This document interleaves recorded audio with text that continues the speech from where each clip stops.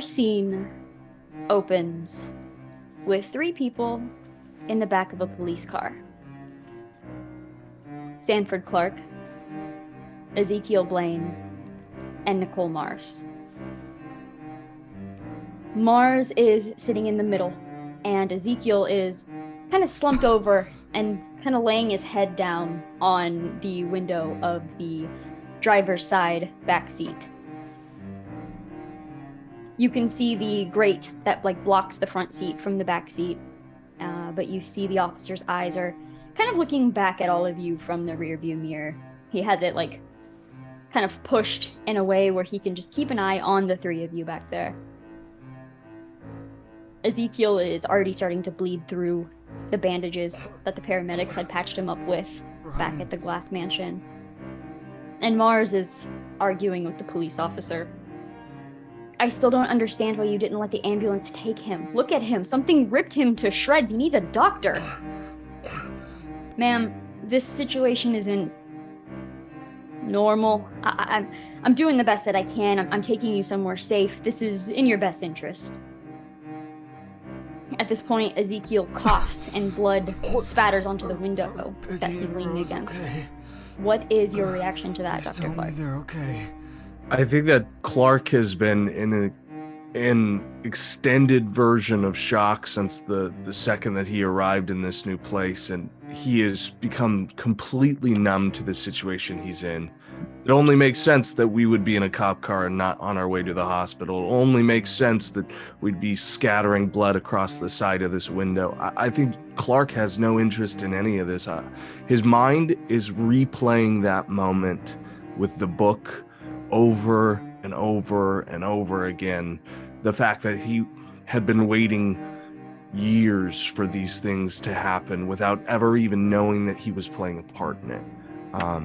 So I think that Mars looks to him for some sort of reaction, as Clark is usually prone to one, but he can't offer anything. He gives this weak sort of glance back at her and then slumps his head against the side of the window of the car and waits for whatever this is, because he knows it's not over.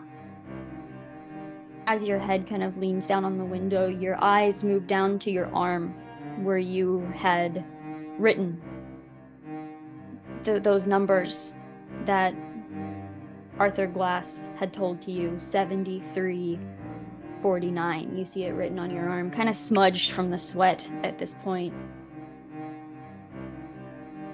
The officer turns into a very large, empty parking lot, and he picks a parking place closer up to the building. The car stops, and at the silence that the lack of the running engine brings, you hear the sound of joints and bones cracking and popping. And there is a moment where nobody reacts, and then it's like all at once there's a realization that the sound is coming from Ezekiel. And you and Mars both kind of turn your heads to look over at him, and you see all happening in a matter of just a couple of seconds. You see his head slam back into the seat, and his shoulder blades bulge and pop out of his skin, and you watch his elbows extend, bones crunching, flesh ripping, all in a matter of seconds. And at this kind of explosion, Nicole flings herself basically on top of you for a moment, just pushing her back up against the door on the other side, trying to get as far away from this thing as possible. And you watch as Ezekiel yells in pain and slams his arms forward. And all happening so fast, the officer can't even react. The grate that was separating is now pushed forward, and in this force wraps around the officer from Ezekiel, reaching up and bear hugging him basically from the back. This grate wraps around him and traps his arms to his sides. He can't move. You hear him yelling for a moment, and then a familiar bone-chilling shriek comes from Ezekiel as you watch any remnants of him being ripped away. two wings explode from the thing's back as it lunges forward. It grabs onto the front of the grate, and you hear the claws pierce into the ribcage of the officer. And in a matter of seconds, you watch as the creature pulls the officer into two pieces. Blood and gore explodes out onto the windshield and the windows, your faces, the ceiling. The interior of the car is covered in the officer's blood, and the creature sinks its teeth into the open neck to begin drinking. You hear frantic, thirsty gulps. And then, Dr. Clark, you suddenly see these small red dots appearing on this creature, almost in unison. And the car door that you and Nicole Mars are both leaning on is wrenched open. You both kind of spill out, but you're caught by what appear to be some sort of armed guards of some sort. They grab onto you, holding your arms firmly, and are beginning to drag you toward a building. And then you hear this shriek from the creature again, and suppressed but open fire as whoever is saving you right now are just opening fire on this creature. You hear bullets kind of hitting the car, hitting the creature itself. You hear the shrieking. You see the wings beginning to move. As the creature that was once a human being sitting right beside you is just being riddled with bullets, you are being dragged toward the building. Your eyes drift up to the name of the company across the building's face in large block letters. Mars Corp.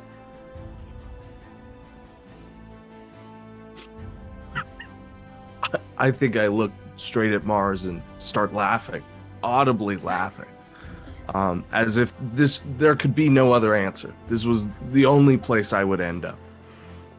Go ahead and just make a human roll for me. Sure.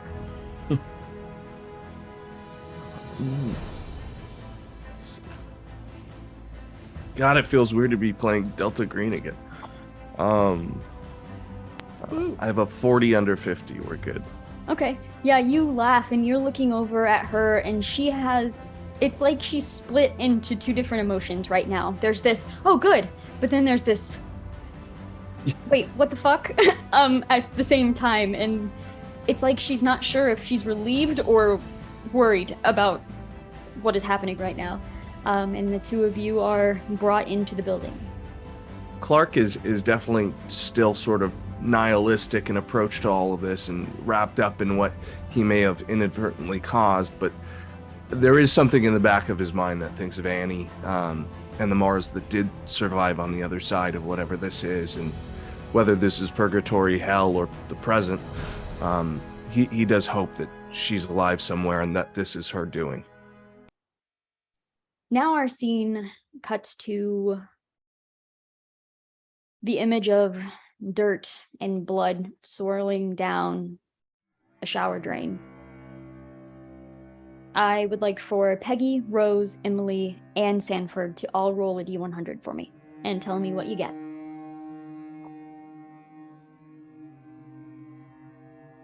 I have a 73. 84. 2.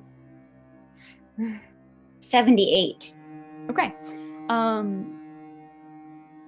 You have all been brought into one large bedroom, it appears. Like your own little apartment or hotel within the facility.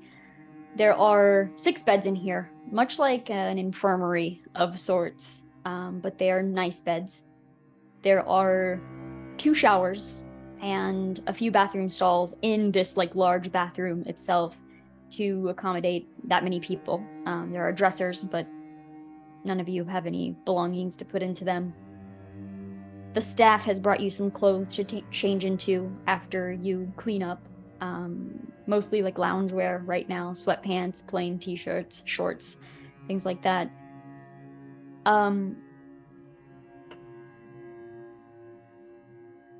There has been mention of quarantine, and as you're kind of looking in this room, you're not seeing anything specifically put in place to quarantine you, Peggy, but you do know that, I mean, they brought you in here and they said you can go ahead and clean up. The staff member that had brought you in had explained, we find they almost seem to struggle, like saying trauma victims isn't quite, it seems to be putting it lightly. But we find trauma victims feel more comfortable kept together, especially in any sorts of adjustment periods. Please get some rest. There's a red button next to each of the beds, and by the door if you need help. We have staff on call at every hour. There is a security camera, and they kind of point up to the corner of the room, or like right above the door, kind of looking into the room. Just to keep an eye on everyone, make sure nobody hurts anyone else or themselves. If you need any food, there are menus on the desk over there. You can call in anything you'd like. There's a cafeteria down the hall. We're not forcing you to stay in this room, but we do advise it until we know what exactly happened. This facility is quite large. We don't want you getting lost and getting overwhelmed, but there is a cafeteria down the hall if you're feeling a walk. Some of you may have had questions for him, but at that time, being brought in, you were far too tired to ask any of them. He showed you the basket of clothes that were brought in and pointed you to the shower so you could get cleaned up. And you did. Quietly, you took your turn in the showers, and you washed the dirt and the blood from your skin. Whose blood? You're not really sure anymore. Rose, you are kind of the last one in this room. You're watching the blood and dirt swirl down the drain, and for a moment you close your eyes, kind of letting the water run down your face, and you just feel that whisper on the back of your neck from inside the closet, and you can't help but kind of turn around, and you can't help but realize just how small the shower stall is. I am going to have you make a sanity roll for me, please. Yep, sure. That was fast. The fuck, Carrie? Taking a shower. That is a I think that's a failure. Where did my sanity go? Yeah, no, that's a failure. All right. You're not gonna lose. You're not gonna lose any sanity from this, but you do. As you're opening your eyes, you're seeing the shower stalls, and you're seeing them just close in closer and closer and closer. And Peggy, Sanford, and Emily, you are out like in the actual bedroom area, having already gotten dressed and everything. You hear Rose scream, and you hear like the shower door kind of like fling open as Rose just pushes out of the shower. Still in the bathroom, not in this room with you, but Rose, you can't be in there anymore. Are you all right? Yeah. No, I mean, yeah. I'll be out in a minute. I'm gonna grab a towel and step as far away from the actual shower stall as I can to dry myself off. All right. I'm right outside the door. Thank you. And then I'm gonna throw on the new clothes they gave us and toss mine as far away from me as I possibly can. I'm assuming we're supposed to put it in some sort of hamper or something. I do not. It is thrown in the floor as far away from me as it can get. And I walk out. I'm so sorry. Those stalls are they're really small. They're really tight. That's understandable. I'm sorry. I don't think we've had a chance to get properly acquainted. I'm Rose Claythorne. And that's to Dr. Clark, right? And I will note Nicole Mars is in here as well. But she is like sitting over on like the farthest bed, just kind of sitting there. You see her knees like bouncing, and she's just staring at the floor. I think, unfortunately, we're all acquainted in some of the worst possible ways, but Dr. Sanford Clark, it's good to meet you. Or, well, we've met. And I am Peggy O'Neill. Dr. Clark, did you say?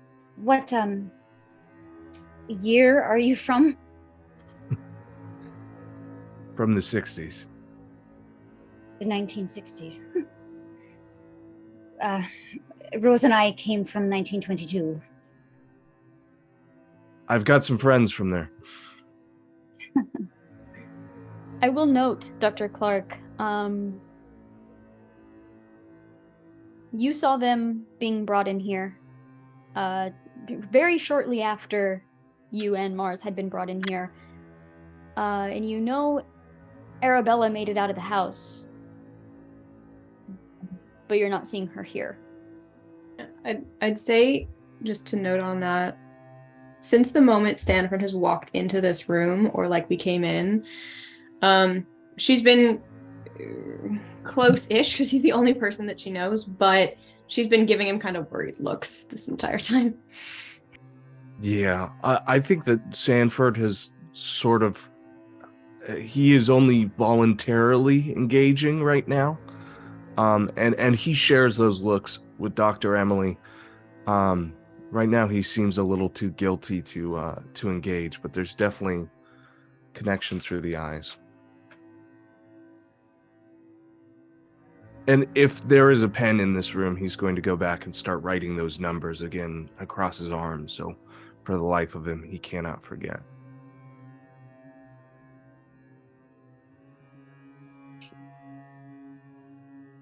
Does he kind of go off into a corner to do that, or is it just sort of whatever is closest? Yeah, I think he would, if he can, he would find some solitude, or at least pull himself away. Yeah, and I will say there are plenty. There was that desk in here, so you're able to find one easily. There's paper too, so. I think after watching him go and start to scribble on his arm for probably longer than it takes, I assume, to write something on your arm, she'd go over and just be in proximity, not try to touch him or anything, but just be like,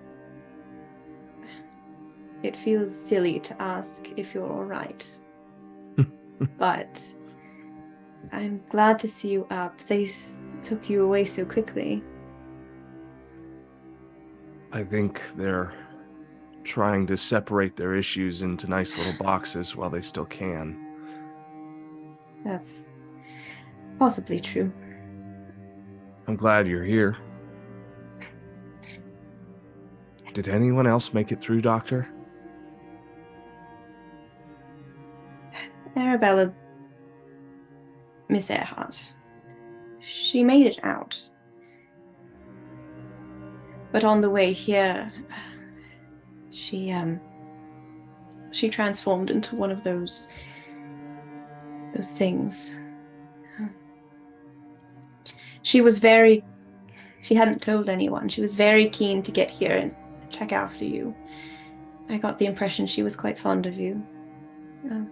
So I'm sorry that she didn't make it. But she'd be glad that you are all right as much as we can be after that. It's a sick sort of irony, but I'm just glad it's over for her. She was too good for all of this.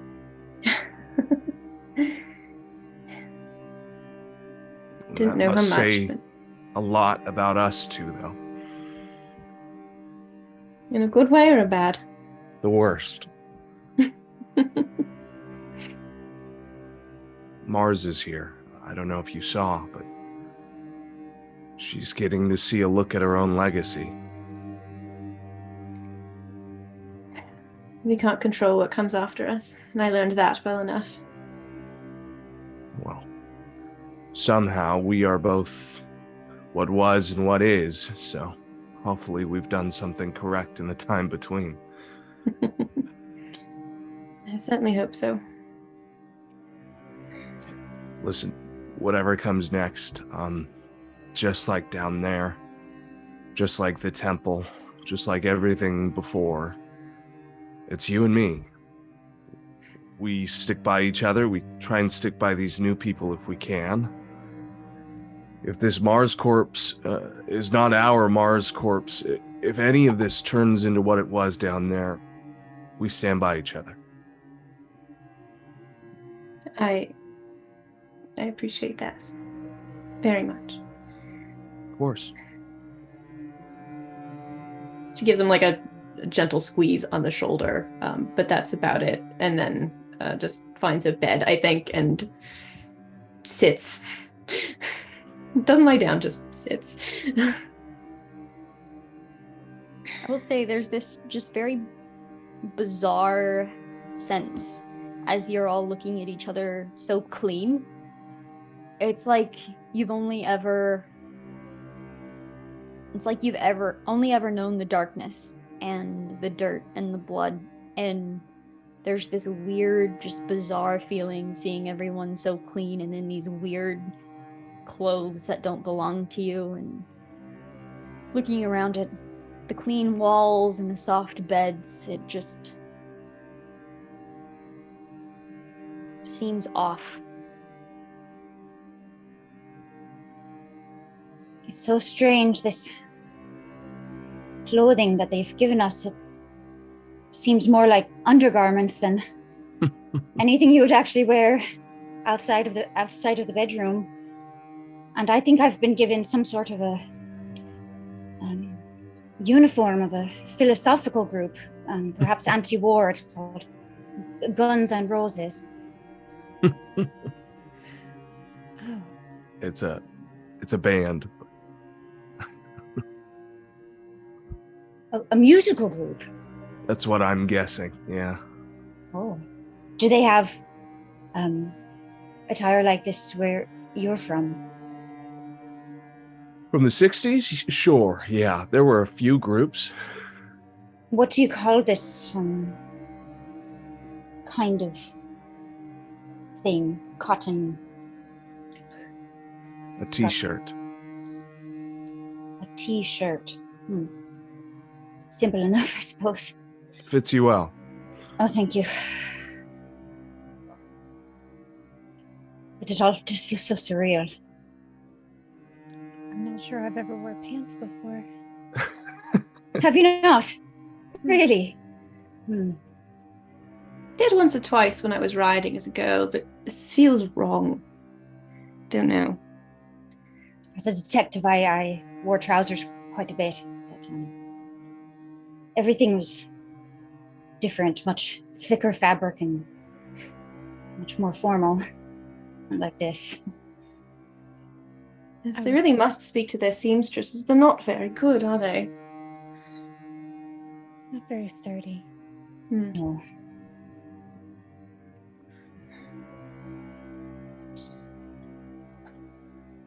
As you fall quiet, it's almost dead silent except for the sound of Nicole Mars's foot just consistently hitting the floor.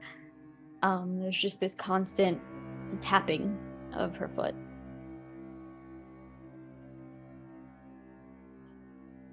Are you quite all right? She doesn't respond to you. She doesn't seem to be really listening or thinking anybody will talk to her. Looking at the others, because I know Rose and I don't know her, I will ask, do either of you know that lady? She's fine. She runs the place, so she'll be comfortable soon. She runs this place, so she wasn't with you? No, she was. It's a bad joke I'm making, and I'm going to make more of them, but Oh, I see. she's a Mars. Mars. This is Mars Corp. Not the So- one that we knew, but, well, I'm sure it's the same concept. But you did know a Mars Corp in the 1960s. They were what got me into this whole situation, what got me into this mess. I see. They were hiring non-believers, people that were gung-ho to proving that nothing supernatural exists. And we failed in that venture. So did we. But it seems we were brought to this place via different avenues. I never heard the name Mars, and we were brought to a place by a person called Glass. Mr. Arthur Glass. Is that familiar to you? Slightly. I heard it on the back end. And I had the small pleasure to meet Mr. Arthur Glass for a few minutes. Really? I believe so. What was he like? Wait, He's- you met him? On the other side, when we got separated, we had a conversation. He's maybe the worst person I've ever met and has ruined everything for everyone in this room. So Really? it was enjoyable. Was I it guess on the- that. Was it on the ship? Was it? Where were you? It was in his home. He was in his sitting room. In his recliner, he had a pipe still burning on the side of him. Sitting there like he was expecting me. Maybe he wasn't. Maybe he was just reading the paper. I don't know, but I arrived. He sat up to greet me, and that was when it ended, when I opened my mouth. Rose and I have been in that room. There were books and endless medicines. It looked as if he was trying to cure someone or something. We thought it was his son, but then I found a necklace that might have suggested otherwise, but we weren't able to solve the mystery. It was his wife. Yes. I thought it might be. Our She was guess, at least in the temple, was that she was praying to a dark god, one that could give extreme power, and did, or at least did to the people we met in the temple, if you can call them that. I see. She was on our ship for the entire almost days, getting intravenous blood until she wasn't anymore, and she was drinking it. We were brought on this journey, to cure her, or find a cure anyway.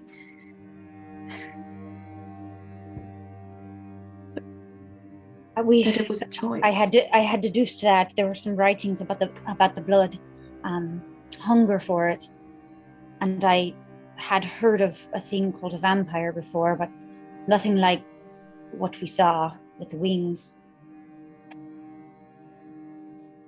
So she must have been one of those as well. Why would anyone do a ritual to become that? People thinking they understand more than they do, and taking a shot on hope that they'll be stronger than whatever it is they're going up against. We've always been stupid enough to think we understand. I suppose human nature hasn't changed that much in 100 years. Let's hope these ones are better. Right. Did she look normal whenever she was on the ship? She didn't have wings, did she? I feel like that would have been of note. She was for time, and then I think we ran out of blood, and she attacked her husband and then a friend of ours, and terrorized the rest of the ship. So she transformed while we were there. Perhaps if Ezekiel, he said, or Arabella had blood transfusions, they would have staved it off as well, but it's no way to live. She was not looking good.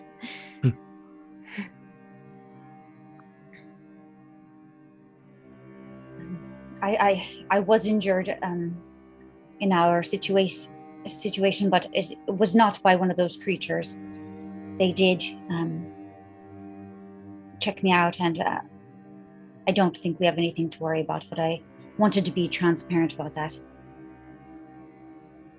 There was one of them that came with me and Mars in the car, and he changed. I don't know if any of you know him, but and I'll go through describing Ezekiel, not knowing his name fully, and he lost his life in the car. Yes, that sounds like Ezekiel. He was badly wounded by the creature, saving my life from it, actually. He probably began to regret that choice at the end. I think it's a choice he probably would have made again. Perhaps.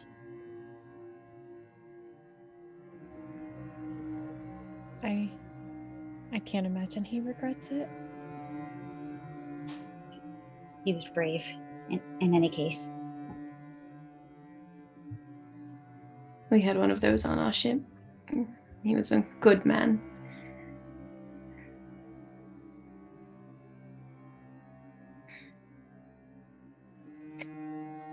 Well, we're all here now. We are. That's something, right? And It is. to see a world 100 years after. I almost don't believe it, even after everything else. The silence is interrupted by Nicole Mars just abruptly standing up, and you see her just walk over to the door and try to open it, but it's locked. She gives it a couple more tries, and then you see her see the red button and kind of push it. And she waits for a minute, and then you hear a voice kind of come over the intercom. Yes, is everything okay? And you kind of see her hesitating for a moment, kind of looks back at all of you. No, I thought you said we could take a walk.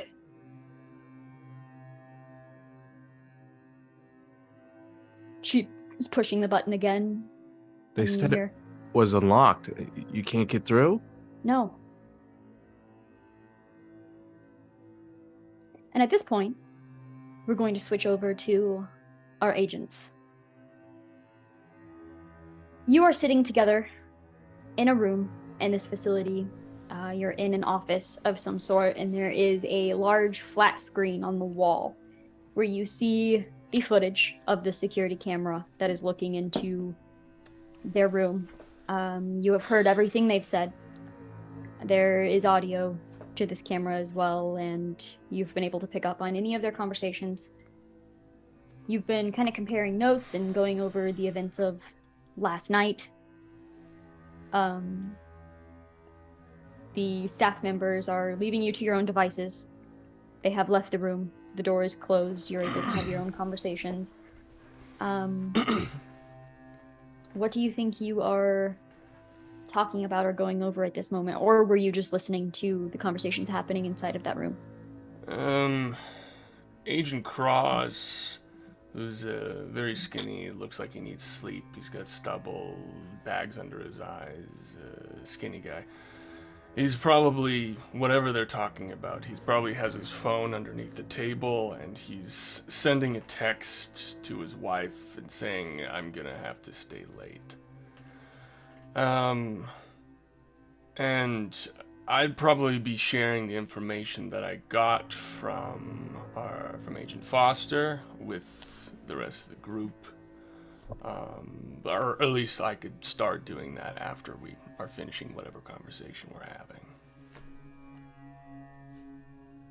Yeah, I'd say Pike is pretty intently watching the footage, watching everybody's mannerisms, body language, how they, what they're saying, how they're saying it, just kind of constantly assessing and watching. Especially the new one, Clark, assessing where he may be at mentally.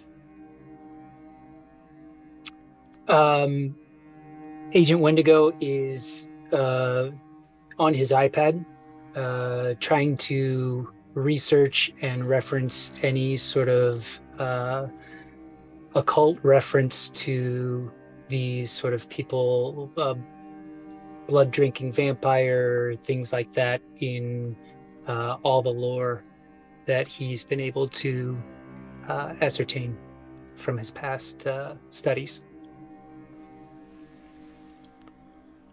I guess I'll just kind of go over the info that I have.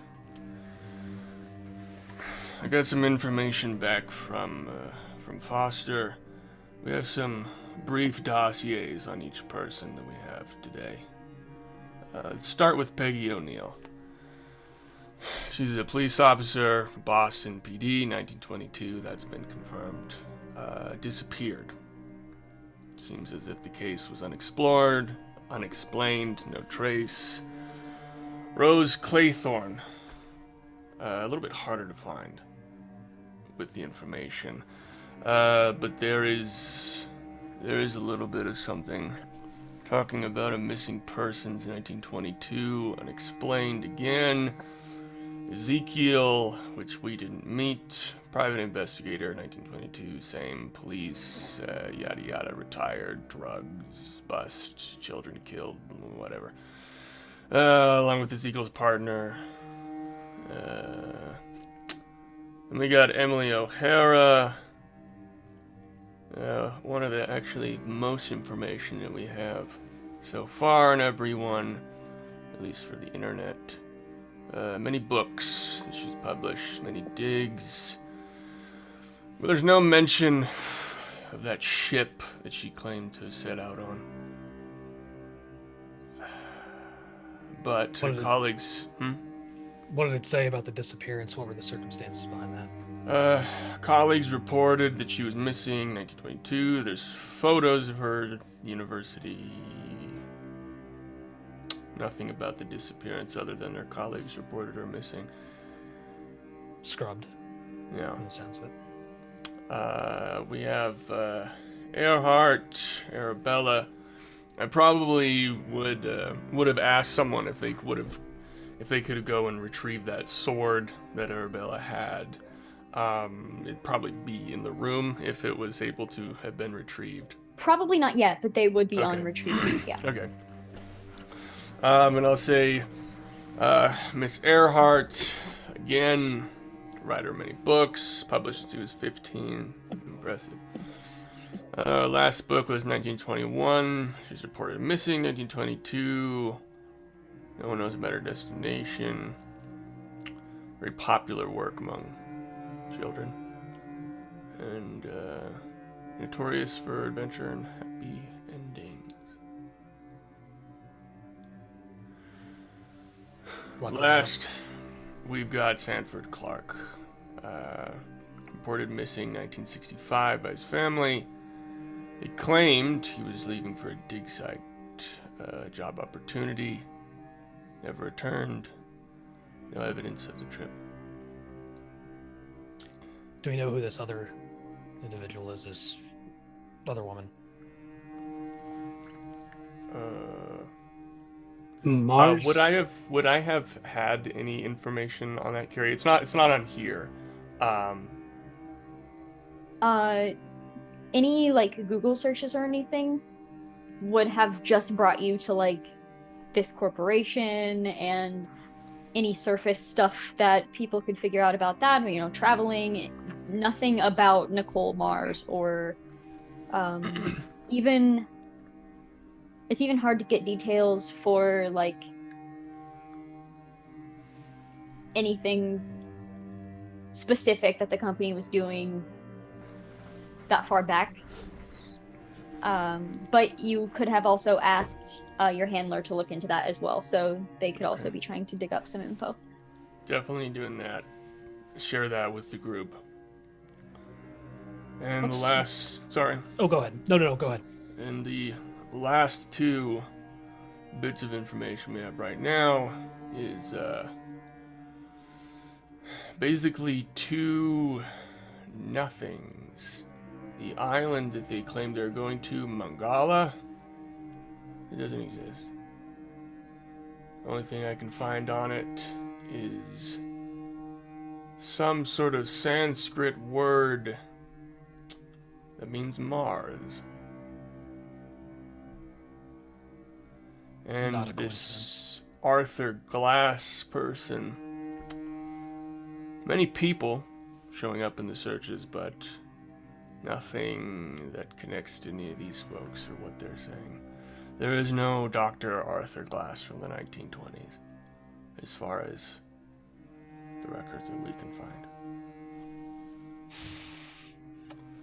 That's what I got. interesting. That was good, Cross. Thank you. Yeah. Wendigo, anything on your end? I don't know. I would have to roll to see if I could look up the occult for the vampire stuff. You can make an occult roll. And while he does that, Carrie, is there any? Does Pike know of any connection between Mars Corps and the government? Like, are they a government contractor at this point? Like, it seems weird that we've got a government operation set up inside of a private corporation. Mm-hmm. Yeah, and that is exactly how Pike is feeling. Got Pike it, knows nothing more than that. Yeah, that would definitely be my next priority is looking up Mars stuff to help with Agent Pike's situation as well. His thoughts. 81 over 70. Damn. Nothing. Yeah, I mean, any look into vampires or anything like that is literally just going to get you into vampire media. You see a lot of Twilight, and is there any way that I can help him by helping him search our databases, the Delta Greens database, if there's a thing or something, using our resources? No. Nope. Okay. Your resources are your handler. And your handler is currently looking into all of the information that you have asked for. Just basic searches, though, of Mars Corp in general. You see the corporation started as a sort of traveler's guide, in a sense, for it was very high end. Like, you had to be able to pay for the trip, pay for any armed guards that may have to go if you're going into dangerous territories. Like, it was very much for important people. And as the corporation grew, it kind of turned into more of like transportation manufacturers. They have planes. Like, your planes are typically built and constructed by Mars Corp. Lots of private jets. There are it's really mundane. It's very mundane. And a facility like this doesn't make much sense for what the public sees Mars Corp as. Okay. I will also say that there's no one by the last name of Mars that seems to be in charge. Huh. Definitely share all that information.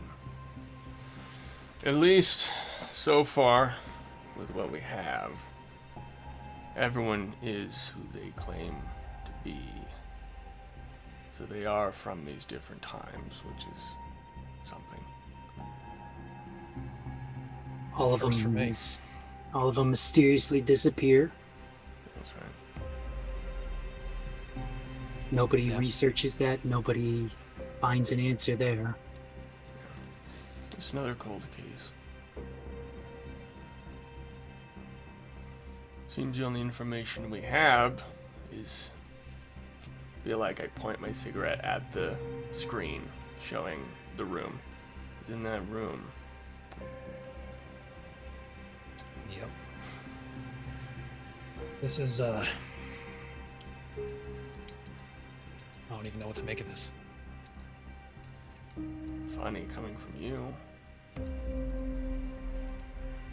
Mr. How long have you been with Delta? 25. Yeah. Too long.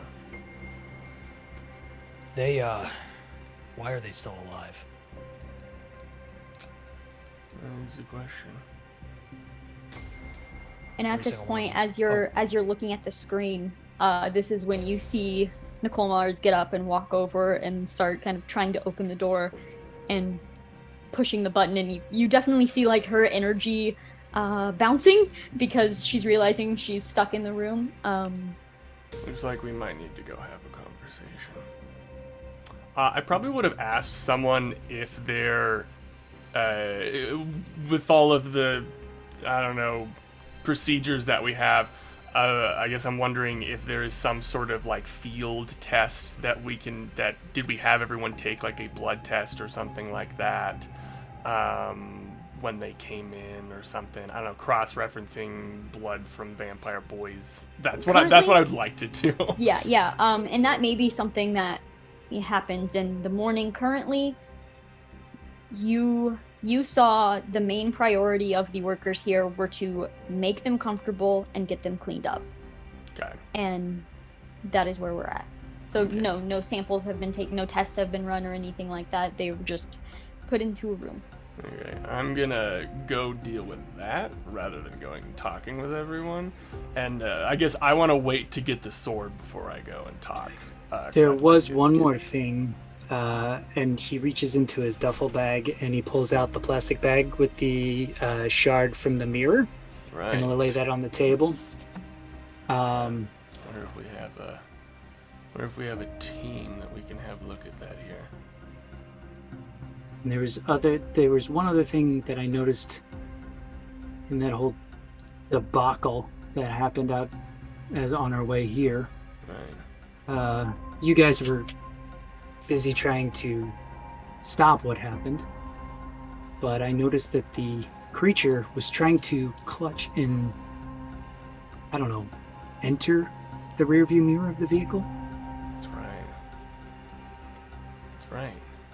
That is strange. How big is that shard of glass on the table? Why are you laughing I love like that there? question. Yeah. Wait a minute, how big is that shard of glass? The Yeah. shard of glass, it's not very, it's probably about the size of like a rear view mirror. Okay. Yeah, it's not very big. I think at this point, I just love that Yeah. question had to be asked. It was Wait great. a second. It's a good Yeah. question. not crazy about that at all. I think I'd look at the others and say, I think I'd owe it out to you at this point to let you know that we are under quarantine for the next 24 hours. We're not going anywhere. Neither are they. So best keep them calm, I guess. Yes, correct. Keep them calm, keep them together. It seems the closer together they are, they seem to know each other to varying degrees. Keeps them placent for the time being. And you do have like an intercom button where you can interact with them too if you'd like. Oh, okay. Good to know. I'll actually walk over to the button and push it. Everything all right in there? I think that Dr. Clark is getting exceedingly panicked at the idea that there is no unlocked door and that they've already lied to us and he's already trapped in a new room. He's at least cursory aware of like CCTV recordings and everything, and he's looking up at these things across the corners, and with a panicked breath he calls out, "Listen, if you want anything from me, anything, then you're gonna have to unlock this door. You told me a fucking lie and you trapped me in a room I can't get out of. So you're gonna fix that the first thing that you can." Dr. Clark, is it? Yeah, that's my name. You're gonna unlock this door. If you want anything from me, you want me to cooperate, you want whatever it is that I know that you need, you're gonna make sure that this door fucking opens. I'm And while this shaking is my happening, head. Nicole is just like slamming her shoulder into the door and like hitting the door handle. Like Nicole is beginning to freak out being stuck in here, and you can see that. Dr. Clark, are you aware of what happened with Miss Earhart? I am aware, I've been told, and I know what's at stake. I understand that I could be one of them, but I'd rather be one outside this fucking door, okay? Dr. Clark, are you still breathing? I am. That is the preferred alternative to what'll happen if you try to leave that room. Listen, I can't be in here forever, man. Sir, you have to let me out, okay? We will let you out in 24 hours. A day? A day. We're stuck in this room for a day? So are we, Dr. Clark. So are we. At this point, Peggy will walk over to Dr. Clark and put a kind of a firm hand on his shoulder and say, listen, I've had a lot of people under interrogation and watch, and I can tell you one thing. The people that we let go the least often are the ones who are screaming to be let go. So I would advise you to keep your cool and go along with this process until we can get out. I just need more room.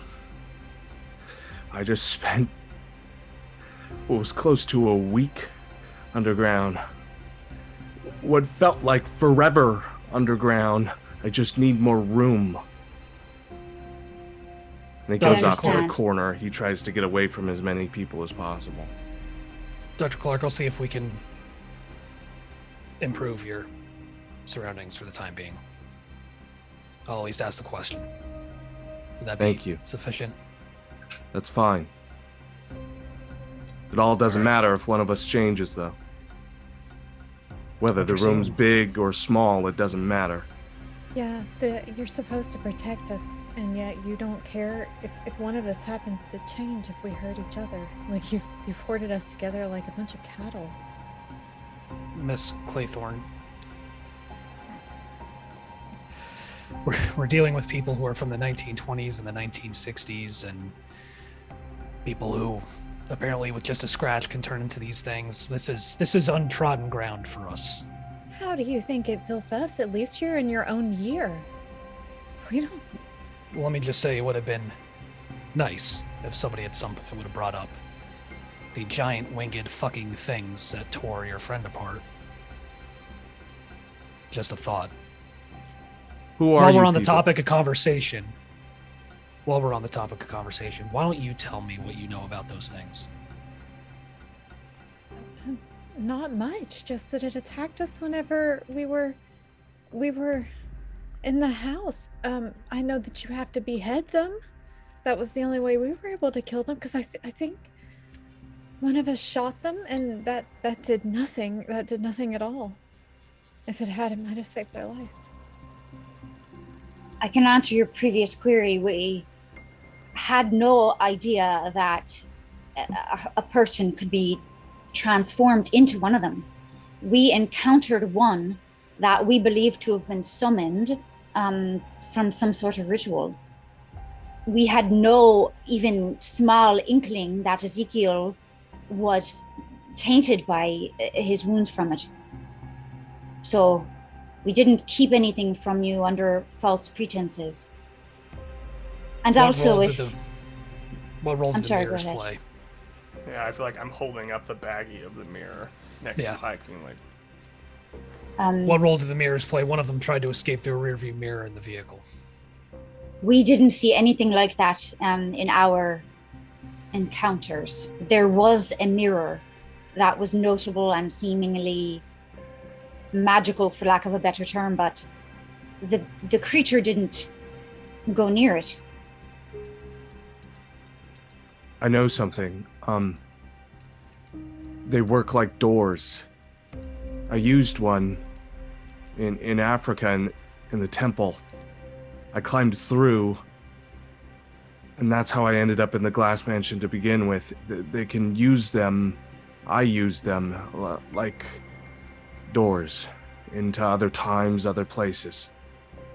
I believe it's a one-way situation into the glass mansion, because we tried to push into it or touch it or use it in that way, and it only worked in reverse.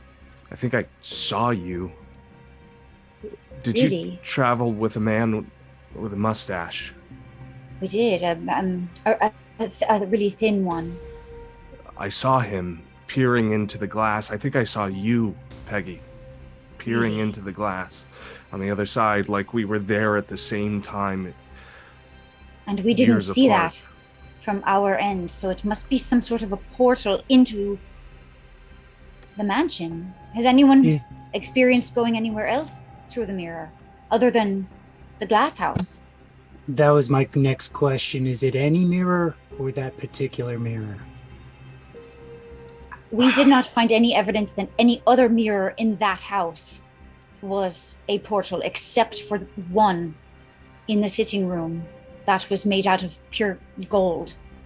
I mean, we didn't look at all the mirrors too closely, but when we were in the rest areas and things that would have had a mirror, nothing of note happened with the mirror specifically. I mean, plenty of note happened with every other aspect, but Yes. not the mirrors. Other than About seeing things in them, we did see strange things in our reflections, but we thought they were personal hallucinations, and I don't think that's the case any longer, but we didn't see anything travel through the other ones. That's not to say that it's not possible. Emily is at this point just kind of sitting with her head in her hands, and she says, "None of this makes any sense. They were afraid of mirrors. The only reason I survived, the only reason Vivi survived any time in that goddamn tunnels was because we had a mirror. We found one. And they hated it. Dr. Clark, you can attest to that. You were there when we arrived. When We you brought the saved mirror us. out, and they all ran away.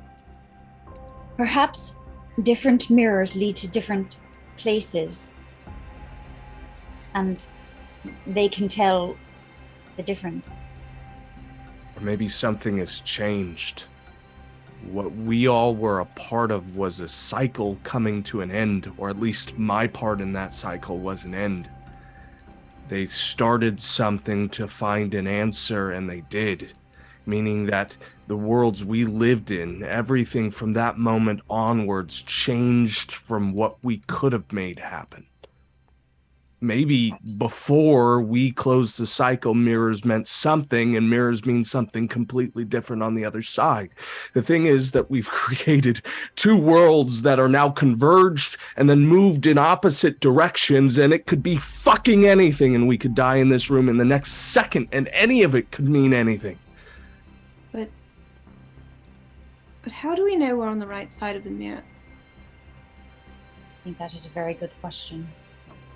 But, there was something else. A book.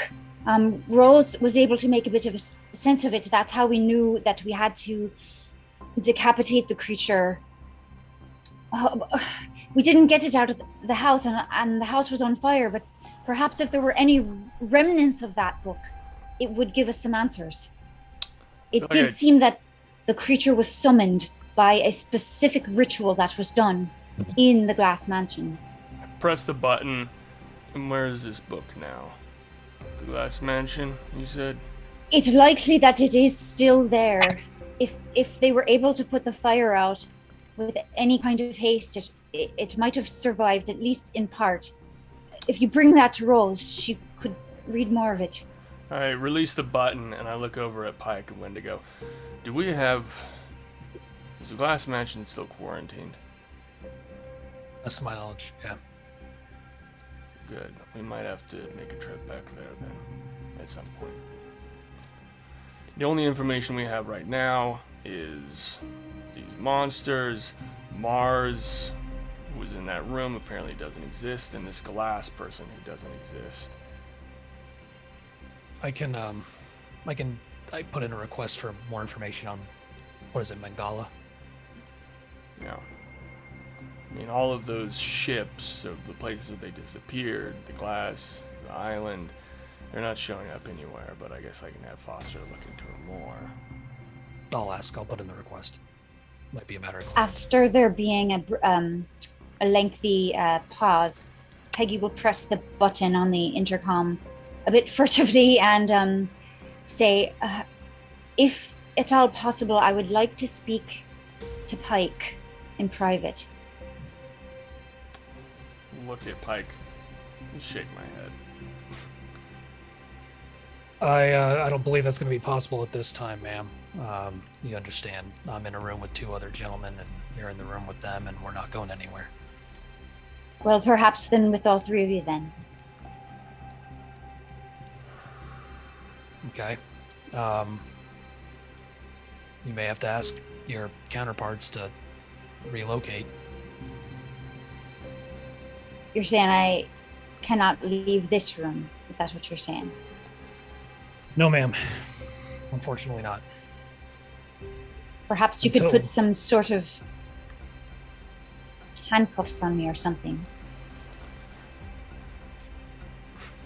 How about this? We'll be in touch. And I release the button. Look, we have... they're talking to Pike and Lydio. Like, we have so many things we need to do. These people aren't going anywhere. We need to get to work. We need to move on. They're going to be mad. That's fine. They're going to be safe. We gotta I go. agree. I agree. I stand up. Well, we're not leaving. You know that, right? Well, I will say, we got another you building. walked over to the door and you try to open the door and the door is locked. At the same time that Pike says, "You know we're not leaving, right?" I saw All that right. look, Chrissy. How's it feel? I saw that look. Right.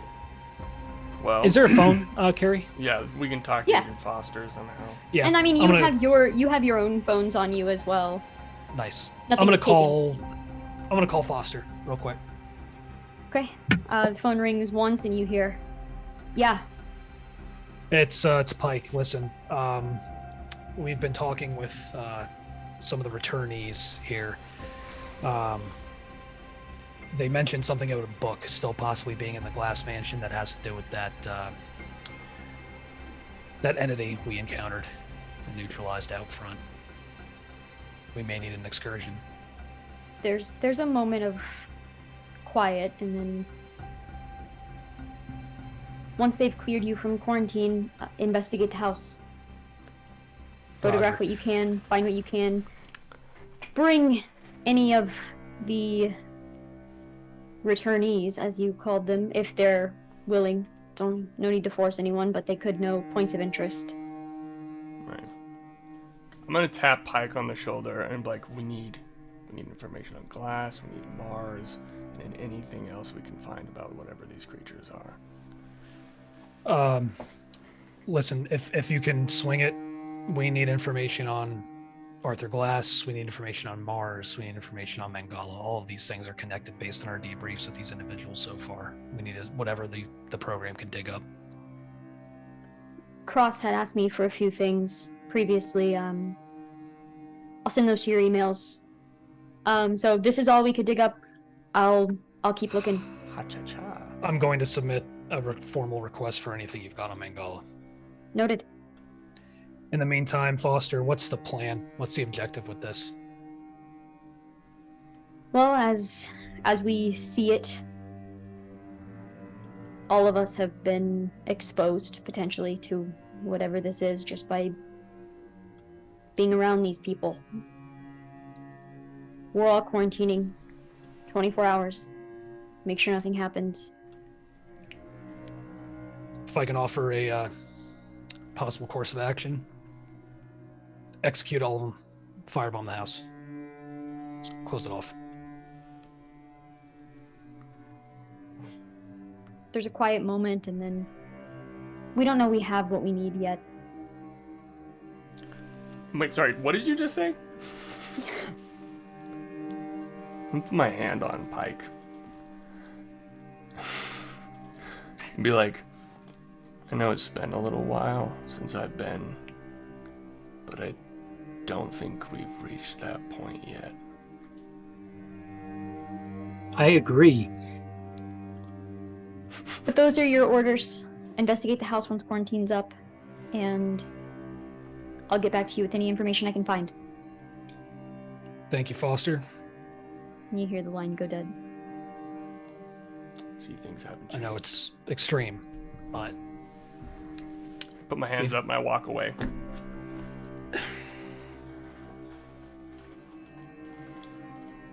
I push the button. Say, I just spoke with our superior, and we are remaining here for the next now 23 hours. Unfortunately, I apologize. They are understandably concerned with future exposure.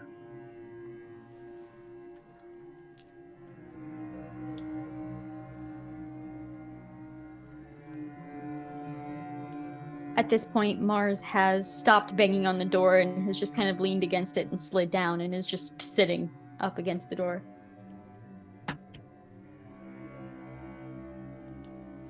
Peggy is going to walk over to one of the beds, lie down on it very calmly, and just go the fuck to sleep. Smart.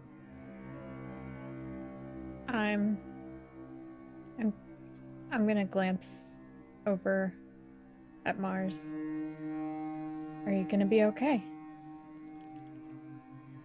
She looks up, first, like,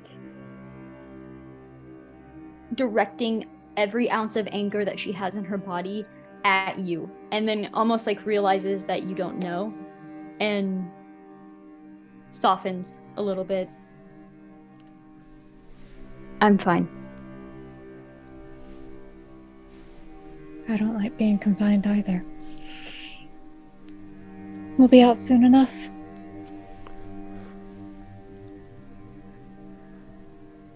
And then I'm gonna lay down and go to sleep. Mars gets up and starts walking over to one of the beds that's closer to wherever Dr. Clark is. And she does not look at you, but she speaks to you, and she says, I saw what you did for Annie in the cave when, well, I just saw that you were trying to protect her. So, thank you. Of course. She didn't belong down there. Not like us. I just hope that by some miracle she fared better than we did. There's no telling what happened after we left. And there's no telling what happens when those two timelines converge, and maybe she's here. But Mars, they put us in this room fully knowing that the state of this quarantine, if any of us are sick, means we all die. And it may be simple to say, but that implies, almost promises, they don't care if we live or die. Well, I mean, most of us were already dead, right? I'm in agreement. This is borrowed time on borrowed time. But I don't think that they understand that they're not going to do this without what we know. So if they don't get it, you and I do.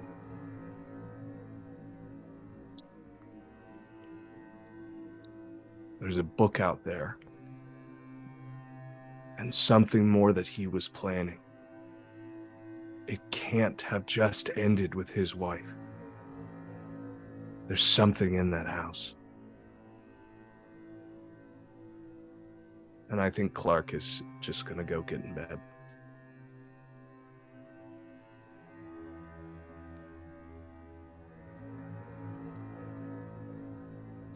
Nicole stands there for probably a while. Like, everyone who's going to get in bed has probably crawled in bed before Nicole finally does the same. I think Emily continues to sit. She's probably on the bed closest to the bathroom with the light on. Like, if anyone goes to shut it off, she's like, no, and turns it back on. And just sits on the side of the bed looking at the light. And does not fall asleep until she physically cannot stay sitting up anymore.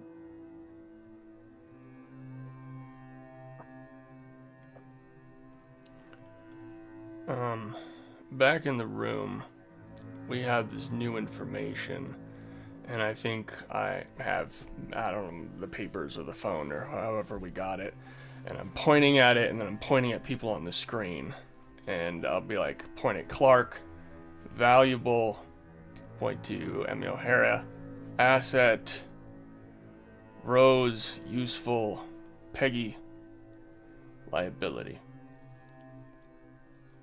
It's the information that we've got, and apparently I'm not able to access the Mangala information. Agent Pike, you have to put in that request. Which We'll you see did. what Foster. Yeah. Yeah. We'll see what Foster comes back with. And even in our databases, Arthur Glass still does not exist.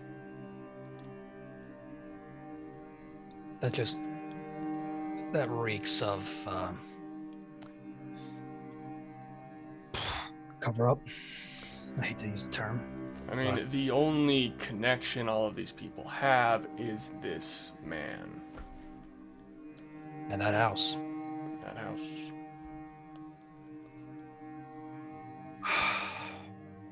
Fuck. I'm gonna grab the phone, and we don't have to like role play this, but I just wanted to give the pieces of stuff to a team if we have a team in the building that can be like doing forensic shit on the glass and the vampire boys or whatever. If I can, like, I don't know, put it through a little doggy door or some shit. I just wanted to give them the stuff so that they can be doing that during this 24-hour period, if possible. That's what I'd like to be doing. Fair enough. Is there anything else anybody wants to say or do in this 24-hour time period? You will sleep, finally. Emily, it feels like you haven't slept in 100 years. And you all probably sleep a minimum of like 10 hours. As the exhaustion just finally sweeps over you. Everyone who is sleeping, roll a d6. Just the survivors, sorry. Yeah. A 4. 2. Got a 1. 5. Nice. So anyone who got above a 3, you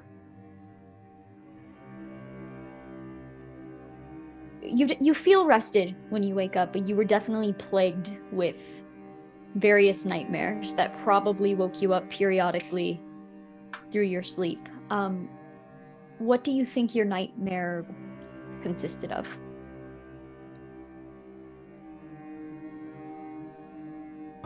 Sanford is at first standing on the lip of that doorway into the next room, and he can see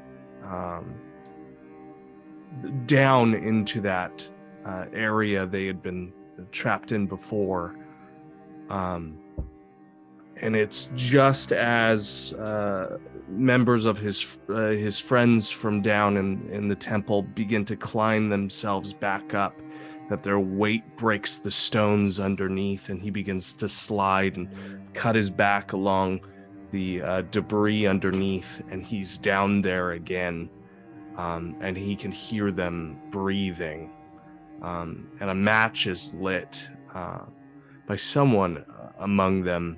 You can't really tell in that sort of dreamlike haze, but the light shadows off of each of those creatures' faces as he realizes that they're all among him. And when he goes to run, there's another. And when he goes to protect Annie, there's another. And when he goes to see any of his friends that he lost down there, there's more, until they've packed him into this circle to the point where he can't breathe. before running into one, before touching one, before being collapsed in by them, and by the time his rib cage breaks in by the sheer proximity of them, he wakes up the next morning. I think Rose finds herself trapped in a dark space. She can't tell how big it is. Can't see anything. It's black. She can feel hands grasping her shoulders and hear and feel the breath on the back of her neck. And every time she tries to move, she finds herself hitting a wall. And she just screams and screams and screams until she screams herself awake.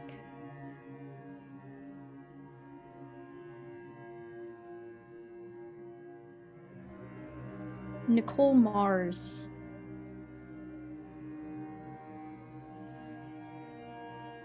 is the last to wake up. The two that were able to sleep more peacefully, you wake up mostly to the sounds of Rose and Sanford waking up, whether it be like a gasp or a scream. And then you see Nicole Mars waking up, basically like reaching and clutching for her elbows and her collarbones and her shoulders. And you can only imagine the dream that she was having of turning into one of these creatures. And as she's sitting up, she's just kind of like holding various parts of her arms, breathing heavily. And you're all awake. I wonder if I'll ever know peaceful sleep again.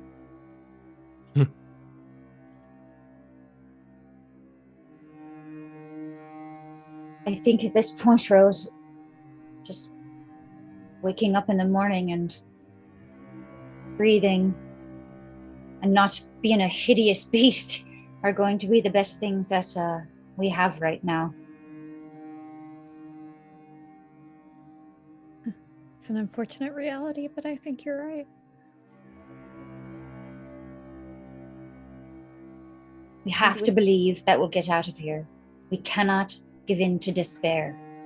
People have come back and healed from much worse. Well, perhaps not, but I mean, good God, we've got to have hope.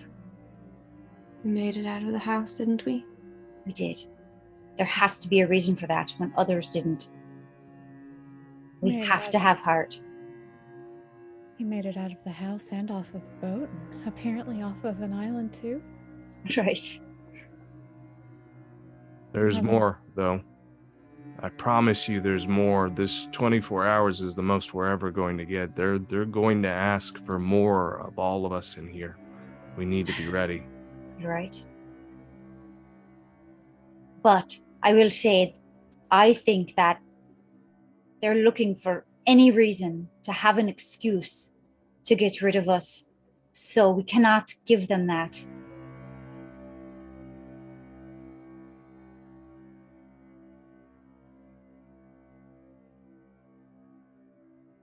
Guess what? I don't really have much of a choice but to help them. Where else would most of us go? Peggy and I especially. Everyone we knew is most certainly gone. Right. Me as well, dear. Me as well. Let's be honest, if they did decide to get rid of us, at least we'd be sleeping peacefully, right? I'm not entirely sure that's true anymore. Right. Everything that we have seen has proven that anything is possible.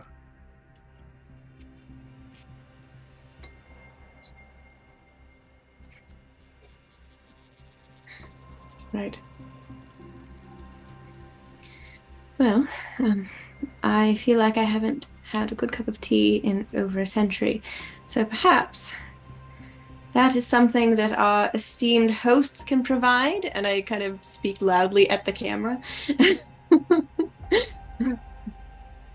And with that, you would be able to all kind of order something to be kind of brought over.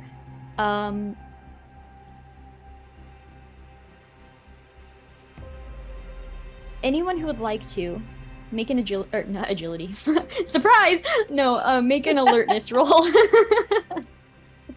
Just the folks in Any- the other room? Anyone who would like to. Oh, well then I would love to. I got a 38 under something, I think. It's a critical fail for me. I got a fucking Fumble. 1. My man. Nice. There you go. A 1! Sorry. I got a 16 under 70. I have a 22 under 70. Ooh. Ooh, that's a crit. Oh, I don't have agility at all. No, Wait. alertness. Oh, alertness. Oh, yeah, then 38 under 50. Yeah. Cool. 68 over 20. Okay. Wendigo okay. got a 32 over 20. Okay. So those that succeeded will be able to see Nicole Mars's stance change as she's realizing that the door is about to open. And I will say, Dr. Clark, since you had that critical success, you can have like first reaction to this, I guess, as you can see her basically like she's probably I had a preparing- 16 under 70 carry. Yeah, I had a Yeah, 1 I know, it was under better. 70. By a Those little are- bit. Those The- are great, but doubles are critical. Oh, right, right. Yeah. Oh, I see. Right, I right, see. right. I A see. 22, Like, I 33, have a 40. 1. Yeah. Yeah. So you two are quick on that heal, but the critical success will get first say. Am I close enough to grip her arm? Clark is grabbing Nicole's arm. Cross, you notice that. Yeah. Cross, you notice that. And as you go to push the button, you do see Clark kind of grabbing her arm. Do you say anything to her, Dr. Clark?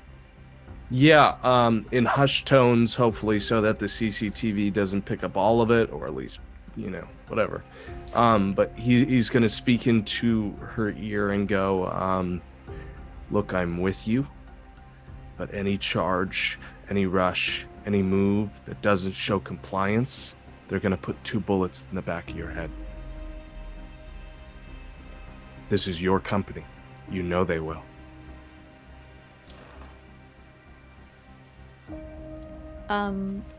Agent Cross, you didn't quite hear that, but I'll say with that critical success, you heard most of it. And you see Nicole's body relax. As the door opens slightly, the tray is pushed in and the door is closed again. I'll tell Pike. Actually, I won't tell Pike.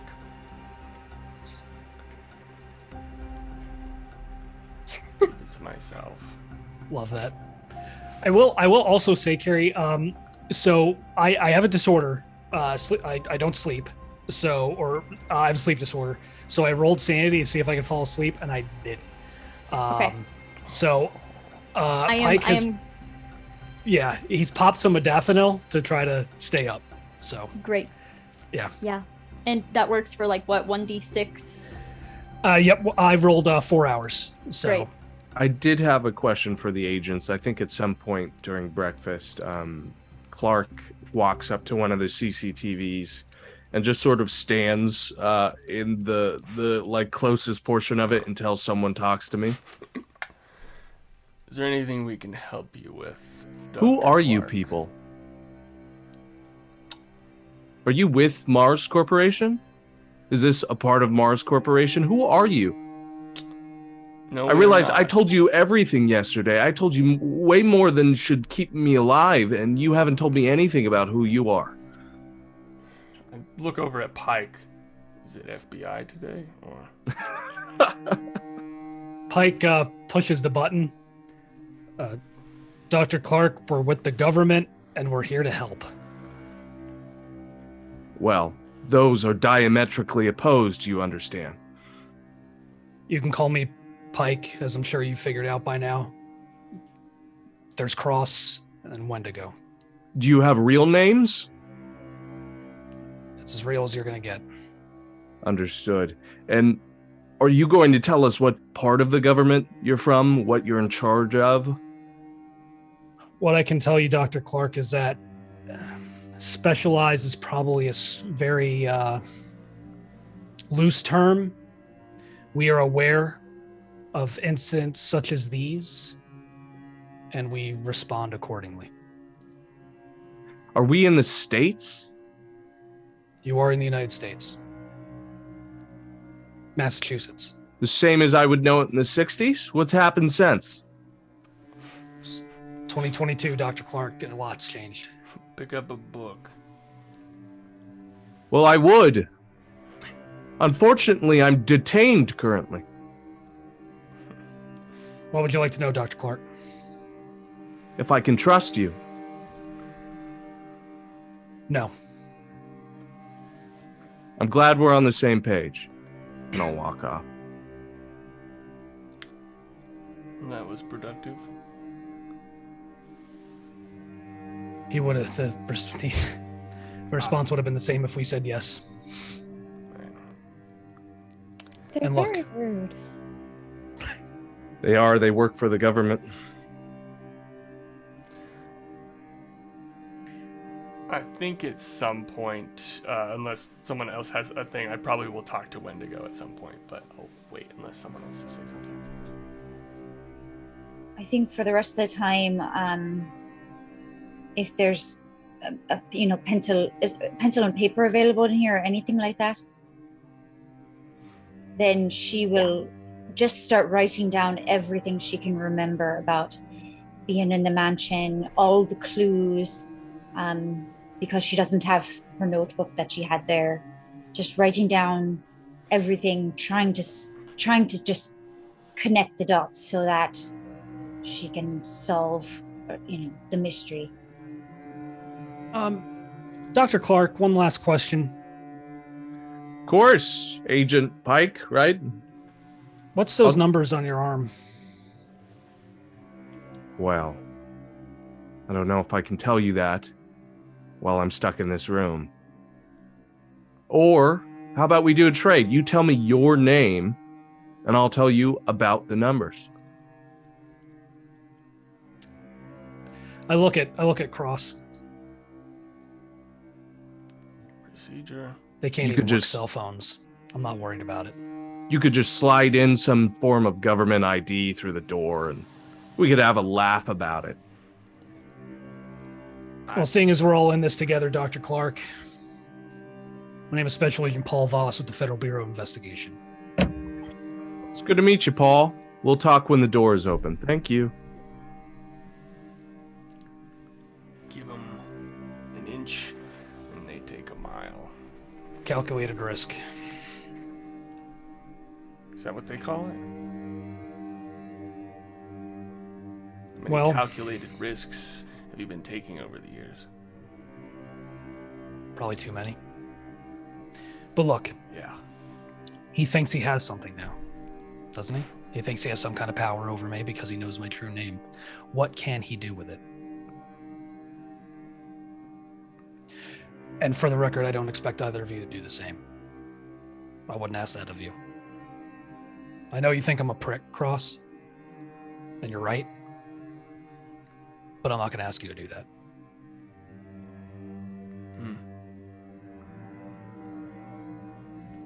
And I'll just put in another cigarette, light it up, and walk over. And just talk to Wendigo. Like, so, you got a family? Just in the corner, away, trying to have a little private conversation with Wendigo in the corner.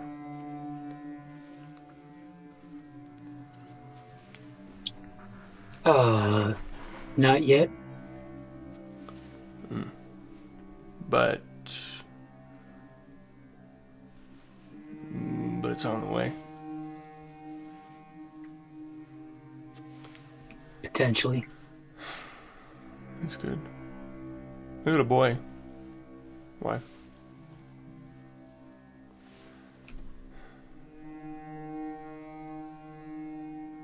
It's best if you...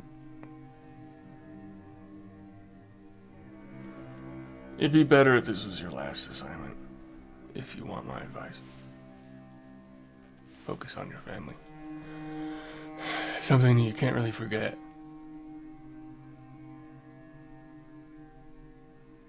Trust me. You like fishing? Never been. I'm a big baseball fan. Baseball. Huh. My dad used to take me fishing.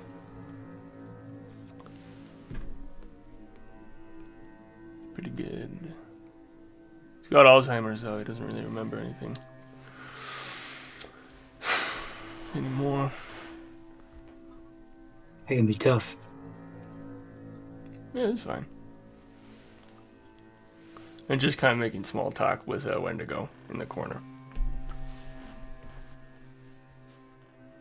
Eventually, you hear the door unlock, and it opens. You just see probably familiar faces only because they're part of the crew that was here to let you in. They open the door, they let you know quarantine is up. They want to give you the joys of letting the returned out of quarantine. Wonderful. In case you had any other questions for them in person.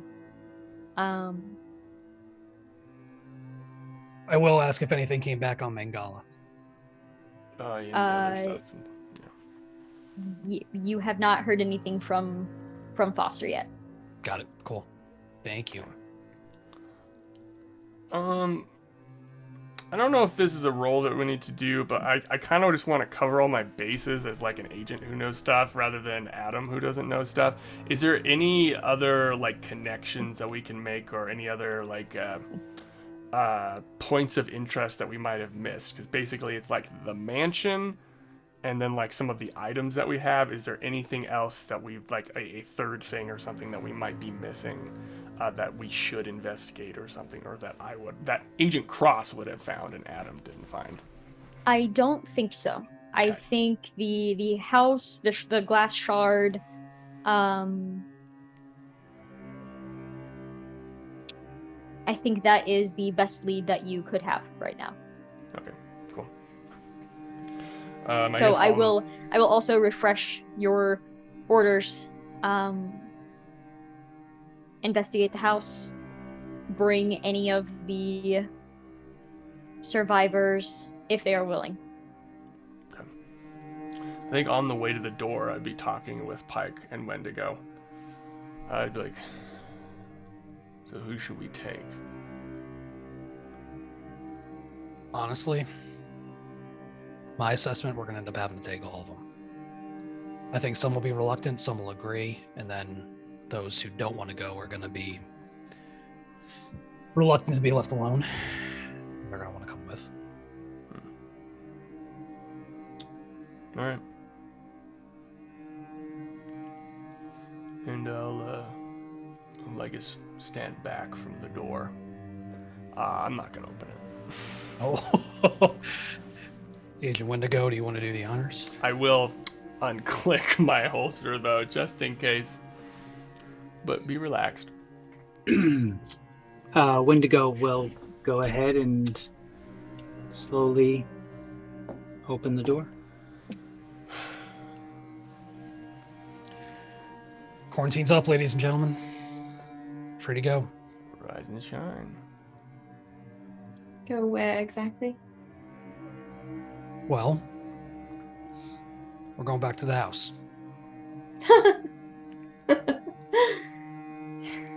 Free to go, he says. No. You're free to stay here if you like. I think Sanford is just excited to be out of this fucking room, and he looks back to everyone else after Cross offers that, and he puts a hand up and says, "Nobody agree to that, they'll fucking kill you." And then I'll move for the door so that I can get out into the hallway. And you hear Mars say, almost quietly, what if Annie's still in there? Shit. Fuck. Shit. Yeah. And if the agents let me through, I think Clark is just going to stand in the hallway and take these big, deep, gaping breaths. Detective O'Neill, you wanted to have a word. Oh, yes. I would like to, if that's all right. Is there somewhere we could go? Yeah. We'll go back to the break room. Cross, you got them? Not. I'll kind of gesture with his head. She follows. I'll offer a cigarette to people when they come out. I just be like, You have any whiskey? I look around, kind of like at the other, if there's other people in the building, being like, do we? That could probably be arranged. They could probably have some sort of, even like bar cart kind of brought over to you at this point. They'll grab something for you. Nod. If you could, I'd like half strong black coffee, half whiskey. I'll take one of those. That sounds great. Sounds lovely. Yes, please. Party time. Jesus. I'm like looking around at if there's someone else here because I'm not taking orders. So I'll just kind of like look there were workers of this facility around at this point. So yeah, Cool. they would be able. They're like, damn, all right, and they just kind of walk off to go get that. Listen, we've been alive for like a cumulative 100 years, basically. I think we deserved a drink. And he does take one of those smokes from Cross and he leans over expectantly to be lit. And then he'll move out to... Are there any windows in this hallway we're out to? Yeah, he's just going to move as far away from people as possible and start smoking. Rose is gonna shy away from the smoke itself.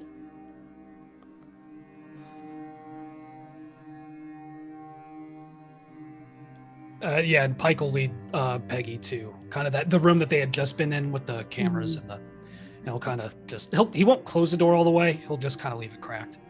I think Clark looks at Agent Wendigo as they go into that other room, and he goes, "Aren't you going to watch the camera so she doesn't kill your friend?" I'm just fucking with you. I just look at him and say, Pike can definitely take care of himself. I've seen it. Paul, right?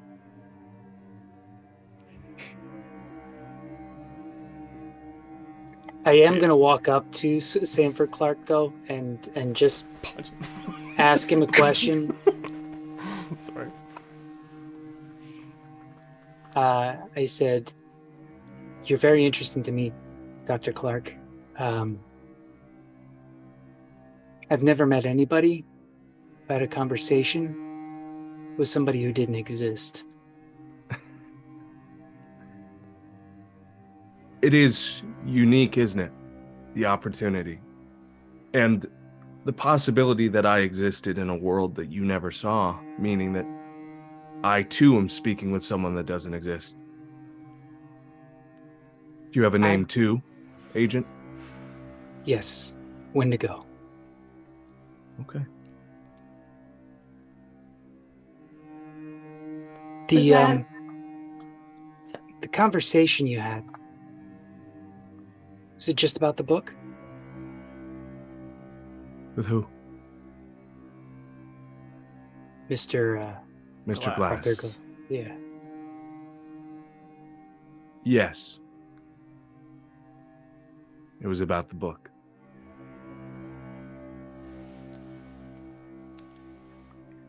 Did you see anything? Did you know anything about the book? I found it on the island. and I could read it, and I could see what he was planning. That's about it. Were you saying Arthur Glass didn't exist? I mean, he surely existed. I was on a ship with him for weeks. Everything that our people can find tells us that a Dr. Arthur Glass from the 1920s does not exist. You have to remember, that doesn't necessarily mean anything, right? The government have been erasing people from existence for as long as they've existed themselves. And if what truly happened, there's a chance that he didn't exist until he did. I will say the people that we work for do have expertise in finding things that should have been erased. I am shocked by that, Agent Cross. But your people also said that I didn't get on a ship in 1922, and that's not exactly accurate either, so I don't have much faith in your data. But you do exist. You exist for us. We can find that you are who you say you are. Police confirmed that. If Dr. Glass didn't exist, who was the house linked to? Whose house was that? If him and his family weren't real, who did it say the house belonged to? Do we have information on that, Carrie? I do know of it as being like a ghost house, sort of like an occult. When I rolled last session, and you are aware of the fact that it's called the Glass Manor. The Glass Manor, yeah. But like for like sale records and ownership and that kind of stuff, do we have any of those? You can try and dig those up, but they have not been retrieved. Okay, I'll just say we're looking into that. I kept better paperwork on my antiques than you do your homes. It's kind of embarrassing, actually. No. Well, that doesn't change the situation. No, it does not. You like fishing? Just kind of look at the group. Do I look? Wendigo chuckles a little bit. I think at the question, you like fishing, it hard cuts to Pike and Peggy in the other room. I'd like to thank you, first of all, for allowing me to speak with you. The reason that I wanted to speak with you alone is that I feel I have a different assessment of the situation than my companions. I can feel their fear and anxiety, and that their desire right now is to get out of this alive. That is not my priority. I didn't have anyone in 1922, and I don't have anyone in 2022. What I care about is solving mysteries and crimes. And I was a very talented detective. So my purpose in meeting with you is just to tell you that I want to help. I know you don't trust me. But even if you don't, I can be valuable. I know I can. And I'm not going to fight you, or whoever this is, on what you need to do to stay safe until you trust me, but I know I can be useful.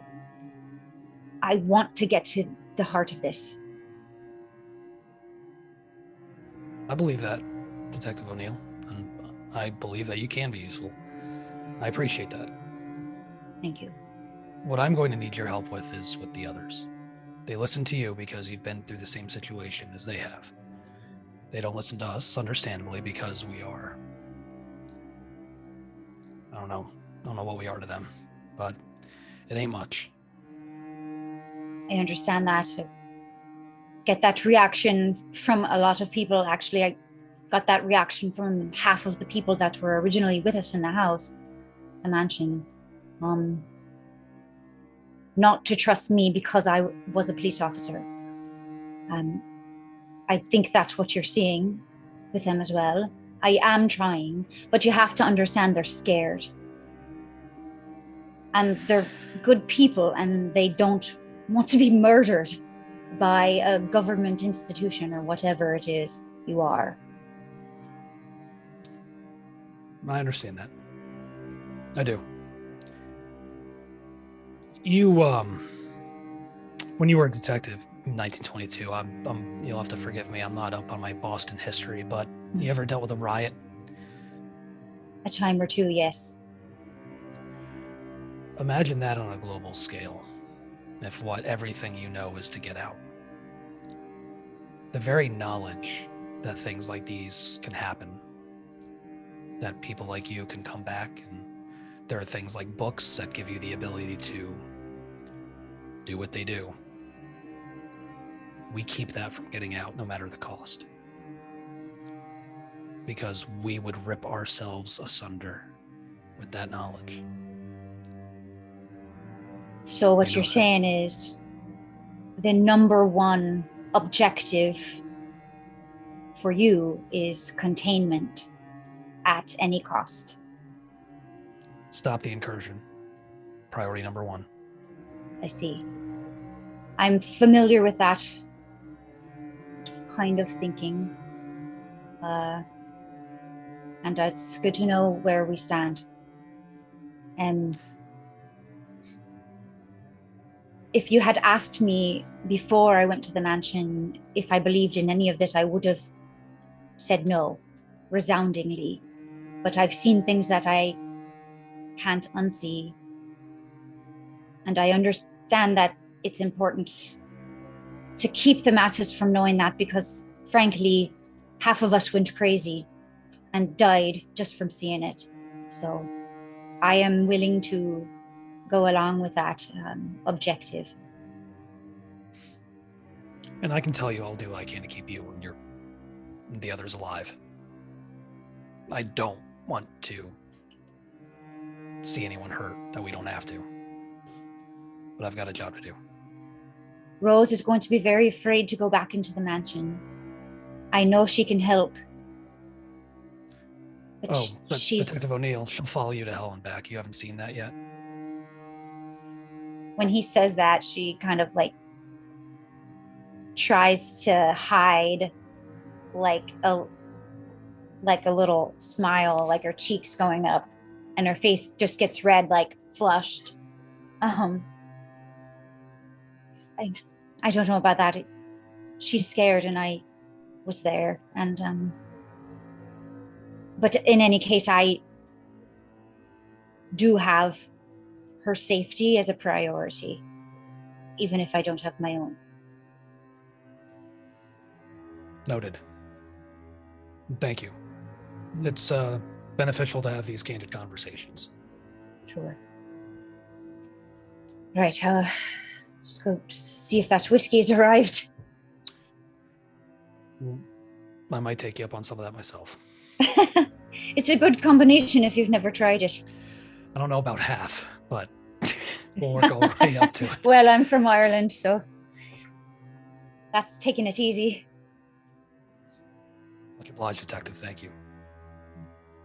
As you open up the door, it is like deadly quiet in the hallway. Everyone is just standing, like looking at each other. You're not sure what conversations ensued while you were stepped away, but there are people just either glaring or staring. You're not entirely sure what the intent is, but everyone's just kind of looking at each other. The cart has been brought and just kind of like left in the middle of the hallway, and people are holding drinks. I'm probably actually still talking about fishing. Yeah, love it. And probably specifically to Dr. Clark. Like, the thing about fishing is you gotta be patient. You ever fished before, Dr. Clark? No, I never had the patience. It's interesting because you disprove the occult, Mars at this point is like, is there a point to this? I like to see where he's going. Actually, that reminds me, Miss Mars, can you tell me a little bit about yourself? No? Oh. It's interesting because we don't have any records about you. Well, to be fair, you don't have any records on like half of us. He looks and he's like, actually, we do. Yeah. What All do of you. We've they? all been Really? confirmed, but not Miss Mars over here. Or Glass. What do you mean you couldn't find any record of his existence at all? Shakes his head. No. We did see visions of writing ourselves. Those invitations. Visions, ma'am. Of writing invitations. To why we went to the house, yes. So you wrote the invitations that brought you to the mansion. I mean, I saw visions in my own hands doing so. I don't know if that's accurate. There a lot went on in that house. I saw a lot of things. That part of it is perhaps important to share, especially if we are to go back in. First and foremost, you should know that as soon as we stepped in, we couldn't get out. So if any of us is going back in there, we're going to need to see someone walk in and out of their own volition. But one of the things that I think I know is important is that there were clues inside that helped us get out. Otherwise, we never would have. There were steps given, and we had to follow the steps. And I believe that those of us who exited the house correctly followed the steps, and those who are still there didn't. Were those steps? They were numbered and hidden throughout the house. The first one said, let me recall it. I banish the ancient one. We're going to stop you there. Don't say anything else out loud. Oh. All right. Should I write it? Maybe, yeah. Yeah, just Right. write it down. So she scribbles it down. Words have power, Detective O'Neill. I think you know that too. You're right. That was foolish. So she writes them down. Step 1 is banish she's not reading it out loud, you're just reading it. Banish the ancient one. Step 2, destroy the house. Step 3, escape your torment. Good to know. I think particularly that step 3 was a test. As Rose has said, it felt like a vision, a hallucination, but there were clear choices to be made. And I, at least, thinking about this now, we haven't talked about what we each saw. It was surreal, but I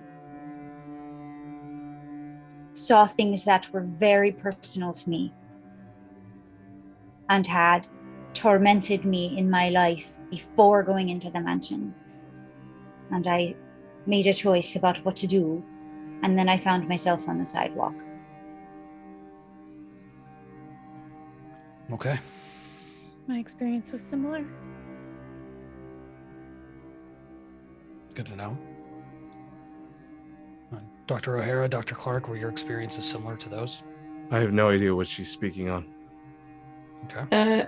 As she was talking, Emily would have walked away back into the bathroom and started washing her hands. Just obsessively washing her hands. All I know of that house is being in it for a moment in front of, I guess you can call him Dr. Glass, but I spoke with him and then I ended up on the sidewalk. That was the extent.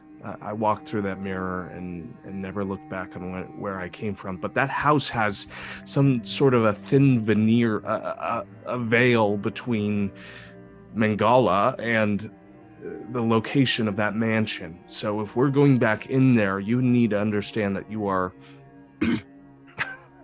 a poke through whatever membrane that is to the other side of a temple to an elder god.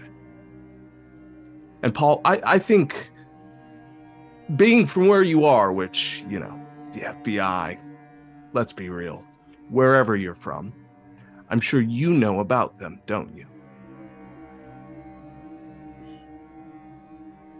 I know enough. A friend of mine, a good friend, a good man who would have been better than me if he had the time to do so, saw the one behind all of this in a vision in that temple, in a throne room in that temple. So if we go back into that house, you are drawing the ire of whatever sits in that chair. And you all need to be prepared to deal with that answer, because you can try and use a 9mm to solve that problem, but I guarantee you that is not the answer. Me and Miss Mars learned that easily enough. You may be surprised to hear me say this, Dr. Clark, but I agree with you. I'm glad you do, Paul.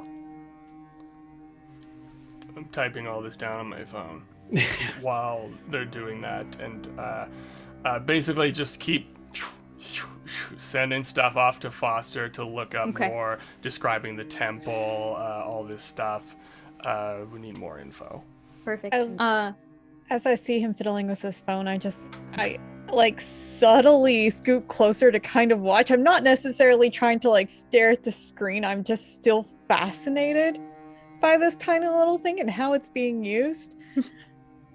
And I do love trinkets, so I'm just watching with pure curiosity. Like, here to appraise an artifact, Miss Claythorne? Well, if it's recent, it's not. I guess it's not much of an artifact to you, but it is quite fascinating to me. I'll be like, here's something interesting, and I'm gonna pull up an app, and it's Angry Birds. My kid loves this, and just be like, here. I don't know. I just like kind of pass her the phone for a second. Root Ninja would probably be better. Yeah, actually, you know what? Yeah, I'll do that one instead. No. What Your finger and never mind. I'll turn it off. While that is happening, Emily O'Hara, make a sanity roll for me. Oh, no.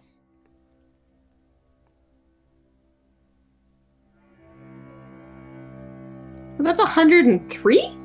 I think. So 13? 13? A Oh, 10 right, because it's sanity? 10. Yeah, so it's 13, so I'm probably fine. Oh, cool. Yeah. It's like 100. Success? Okay.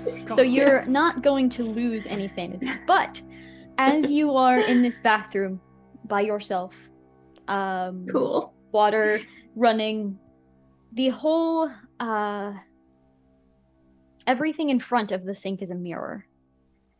And you're kind of like washing your hands, wetting your face, you're staring down at the water as it's going down the drain, and you just see movement above you in the mirror. And as you look up, you're looking into the glass mansion, almost as if you were looking down from the stair railing.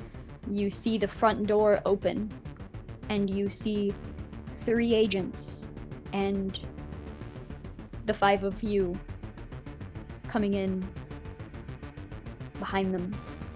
You blink and that image is gone. You just see your reflection. I put a hand on the mirror, tap it. I assume just a mirror. Mhm. I don't know why I would assume that, but she washes her hands probably a couple times. and just kind of shakes them dry and doesn't really touch anything and backs out of the room. Just her eyes not moving from the mirror. She doesn't, I don't know if she rejoins that. She probably sits on the bed while everybody's kind of talking, because I think she's a little overwhelmed.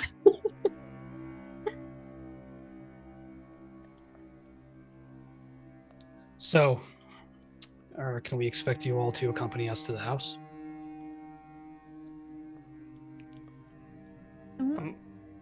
Put my hand on on Agent Pike's shoulder for a second, take him aside, and be like, if what they're talking about makes any sense, I don't even know if we should be going in the house right now. I think... What are you thinking? Well, I'd like to know a little bit more about Mangala. I look at Pike pointedly, and if we're going in there half-cocked with not enough information, doesn't seem like a good idea. I hate to break it to you, Cross. That's, he actually does laugh a little bit. That's 99% of this job. Well, at least as much as we can. We've got them. We know we're looking for a book. We find the book. The house is gonna fuck with us. I mean, that's a sure thing. Right. And I guess I'm gonna go try to get some more equipment, I guess, or I'll go get the stuff from the lab if they haven't. Might as well bring all of this stuff with us, unless they've been able to look it up or whatever. I'll grab an extra shotgun, maybe a machete, something like that. Getting that stuff sort of ready. I'll say, yeah, you'll have whatever supplies you had on you kind of coming in. You have all of your supplies. They were able to retrieve the sword, so they have that. The glass shard is just a shard of glass. Nothing else. Do any of the agents stay behind to kind of babysit us while they're prepping? Oh, yeah. Pike didn't leave. Okay. At some point, as everyone's probably drinking their highly alcoholic coffee, Emily will kind of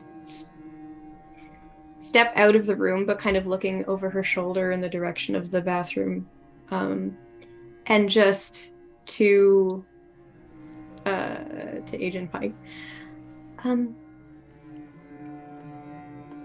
Do you have... Can I borrow you a second? Yeah, sure. Want to go? You good? I got it. All right. After you, Doctor. Yeah. She stands kind of, if I'm imagining like a dormitory sort of thing with the beds and then their bathroom at the end, she stands kind of perpendicular to both doors, so she has kind of a clear shot of both. And she points at the mirror and she says, "This is not to say that I won't go in, but I wanted to warn you. While I was washing my hands, I saw us enter that house. I don't think it will let us leave. Not without going through Ms. O'Neill's steps. So any preparations you plan to make, I know you said you don't have anyone, but your comrades, just be aware that we're not getting out of that house alive."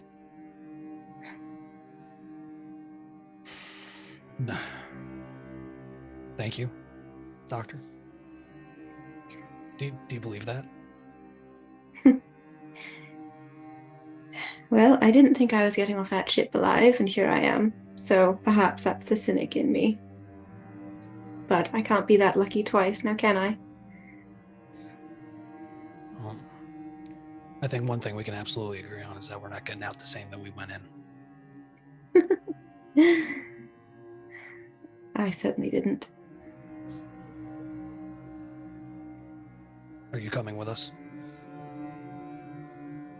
Do I have a choice? A semblance of one. It's nice of you to lie to me. But no, I'm coming. I've spent my life in places like this, questionable places that strange things have happened. I'm not going to stop now. Well, allow me to say, as probably tacky as it might sound, we actually do need you, Dr. O'Hara, with your knowledge and with what you've been exposed to and what you know that I simply don't. I don't imagine we'd be able to do this without you or the others. Well, we'll see if we can do it at all of us together. Either way. Either way. You ready? Maybe bring some pocket mirrors. I'll grab some. Good advice. After you. She'll walk out back into Holden. Dr. Clark, while we're on topic, you want to tell me about those numbers on your arm?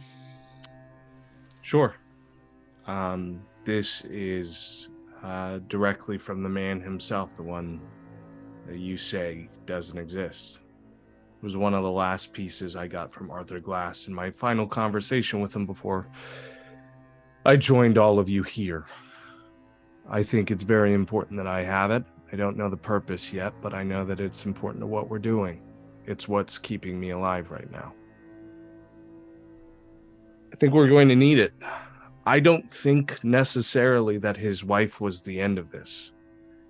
I understand that he loved her dearly, but there had to be some awareness of what she was getting herself into to begin with, meaning that there's more to this story than we're fully understanding.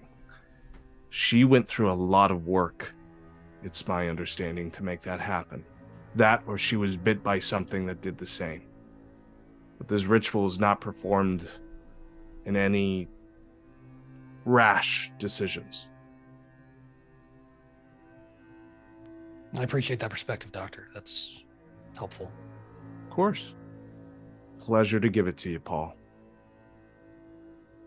You're just going to keep calling me Paul, aren't you?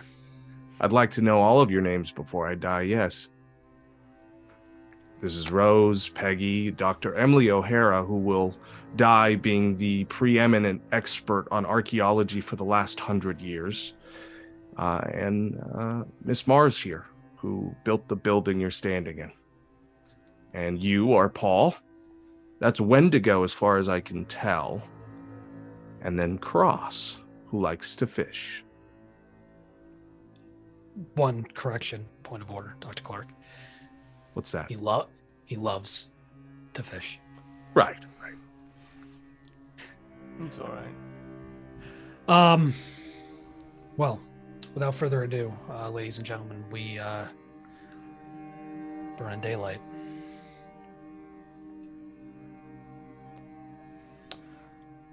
Guess I'd start to head towards the cars.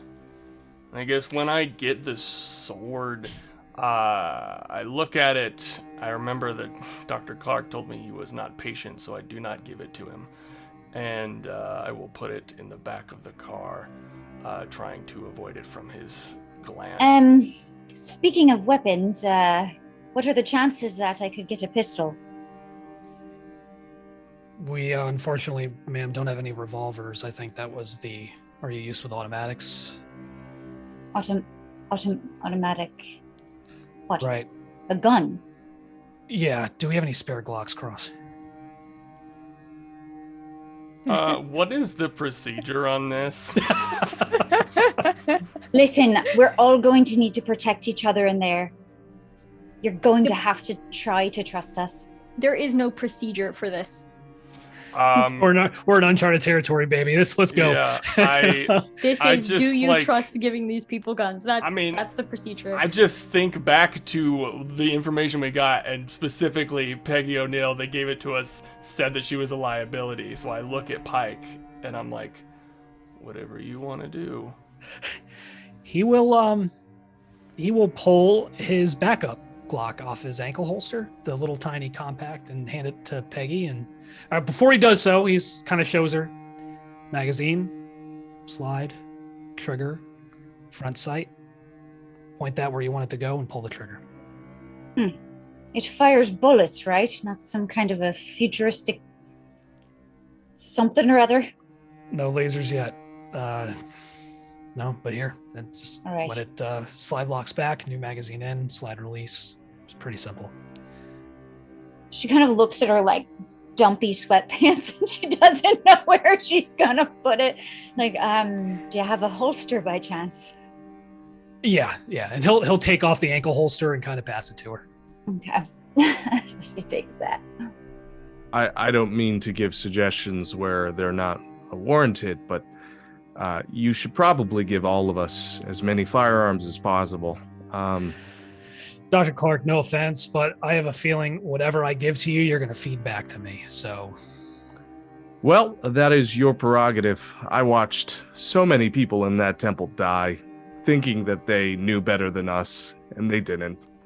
And I didn't, no one else did, so I suppose if that's the way the world works, okay. you planning Okay. to kill me? You plan to kill any of us? No, the first man that died in the temple reminded me a lot of you, though. He had a big Fuck. gun on him. He ran front of party thinking that he could protect us all because of all of his great time in the military, and then they removed his collarbone straight through the skin like it was Dr. popping Clark, through a please. fucking balloon. Sanford. Excuse me. I think you're misunderstanding what you're walking into. I understand you're all very experienced and they gave you suits and ties and little badges, but I don't think you understand. Dr. Clark, I know what you're feeling. But we also saw so much evidence of multiple times existing at once. I think that whatever is happening right now likely has already happened and will happen over and over again. So we needn't be worried about walking into that house because we already have. I think that's easy for you to say, Peggy. You got the gun. I think Sanford gets in the car. As he does, Pike kind of, he doesn't touch him because he knows that'll probably elicit a reaction. So he says, Dr. Clark, Yes. you familiar with how a shotgun operates? I'm not even a good shot. I'm just hoping that you take my advice. Fuck. Well, then understand I'm probably not going to give it to you if you don't know how to use it.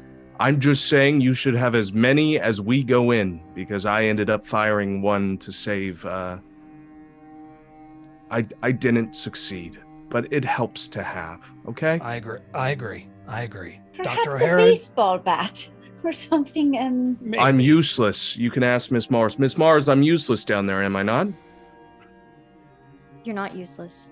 Okay. Well, I'm no use in a fight. I'm just saying, we're going in there. You need to have as many as you can, because the ones who think they will won't, and the ones who won't will have to. That's all. Dr. O'Hara, do you know your way around a firearm? More like a shovel, unfortunately. Fair. No use in my Claymore. hands. Smaller ones, I think I could use okay. Okay. Anybody else have a backup? I do, but I don't want to give it to Pike.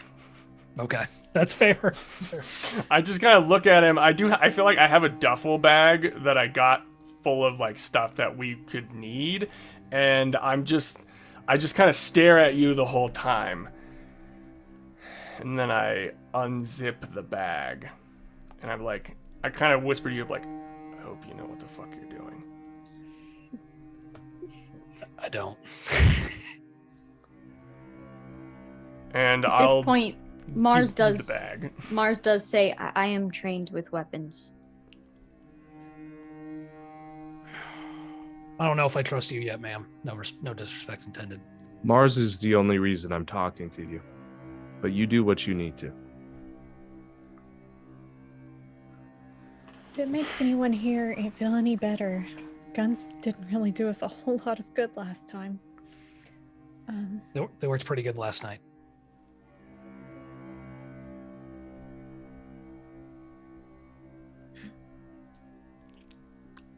Those were our friends. I know. Well, it was your friend, Miss Claythorne, but it wasn't. Not after that. Doesn't make it any easier. I'm sorry. That was crass. My apologies.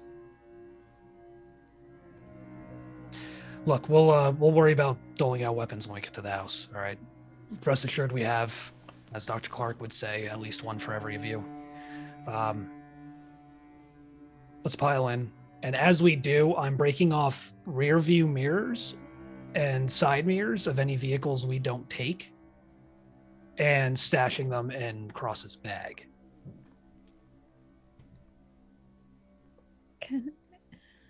Can I sit up front? I mean, it doesn't necessarily look bigger, but it has that illusion. Of course. I don't see why not. I think I'm basically in Wendigo's car because mine was exploded. Oh, that's right. Yeah, yeah, Yeah, you are. Mm. yeah. Like the patrol vehicle, it's still out there that Ezekiel did his thing in. We'll take the rear view mirror and the two side mirrors off of that. And, yeah, get rolling. Actually, as you head out, that car is no longer there. Oh, beautiful. Great. Is Wendigo's window is still busted? Yep. Yes, it is. Thanks for that. I will also say, Wendigo, how often have you been checking your phone? Oh, I've probably checked it 3 or 4 times at this point. Okay, you probably have had many texts and calls. Did you respond to any of them? I did not. Okay. Does it seem like they're putting all of the friendlies in one car? I don't think there's really room for that. yeah. So you're we're gonna being have to be Some of them split I up. have to come with Wendigo. And we're gonna have to be 2 and 2 for. well, because there's folks. Mars too, so there's. Oh shit! Right, someone's Yeah. got to sit on the hump. If there's any choice in the matter, I think Sanford tried to sit in Wendigo and Cross's car. Emily will go wherever Sanford goes. And think- Peggy will go in the car with Rose. And I'm Okay. guessing Nicole would go with Sanford as well. Nicole would prefer that, yes. Not a lot of room. So it sounds like Wendigo, Cross, Clark, Mars, and Dr. O'Hara in one car, and then Pike, Rose, and Peggy in the other one. Cool. Nobody wants to ride To with be Pike. It's fair, okay. it is an SUV, so Oh, there you go. Yeah, you got some room. Drop some seats. All right. And you set off back toward the Glass Mansion. I make sure that Sanford is by the broken window. This is rude. Targeting. I've been very good to you. I think during the car, I am going to speak up to Cross just once and goes, so how do they decide leadership for these things? Was Pike chosen by you two? You've just been here longer. Oh, That doesn't necessarily make you better. well, he is in charge, right? I don't answer him. Okay. God damn it, Caleb. Amazing. Also, Sassy while little we're driving, shit. I'd like to try to remember, because when Arabella was in the car before she tried to say something to me and I couldn't hear her, and I want to kind of like look out the window and try to remember if I can like read her lips as I'm sort of thinking about that, because I got the sword, put it in the bag. I'm thinking it's on my mind. Okay. Good memory. Ooh, I love that. I think I'm just gonna leave this to a 50-50 luck roll. Okay. Come on, baby. Oh yeah, that's really bad. 98. Oh no. You can like picture it in your head. You see her mouth moving, but you can't connect any words. But you'll Can I try You'll again in have the that. future or something? you'll have like that in your mind. Yeah. Cool. All right. And after what seems like an eternity of a car ride for those of you both dreading getting here and wanting it to be over with, these cars pull up curbside to the Glass Mansion. Old, burned, but somehow still standing. It doesn't look as damaged as it should. Those of you inside, you knew this thing was engulfed in flames. It's just blackened, resilient. There's some graffiti on the outside of some parts of it. I need everyone who has come out of this house to make a sanity roll for me. Boy. Rose and Peggy, you are rolling twice and taking the lower. Or taking the worse. Butts. That's already a fail. Could we do worse than a 79? Let's see. Nope. Okay, so 79. I failed. I crit failed with a 55. over No! 50. I succeeded. 67 under 50. Sorry, 41. So All of this makes so much sense. Like, this was all... That was the perfect way for everyone to roll. So, Emily and Dr. Clark... Ooh, I'm gonna roll for Mars real quick, actually. I got a 3%. So Mars is fine. No. Mars is almost eager to go in. From what she had said earlier with maybe Annie is still in there. You see Mars just kind of eagerly looking out at the house. Emily and Dr. Clark, you kind of hear your heartbeat in your ears as you're thinking of, I mean, it was just 24 hours ago that you found yourselves on this very sidewalk. But Peggy, you find your body is just kind of flushing hot with fear as you are looking out at this house. You feel your heartbeat in your throat. You're still able to kind of swallow that fear and take that step forward to get out of the car. But Rose, as you reach for the door to even begin to pull yourself out of the car, your hand is trembling, shaking. And in one flash of a moment, you see Mac and you see Brian, and you hear screaming, you see sheets, you see blood, you see mirrors. You don't think you can go in there.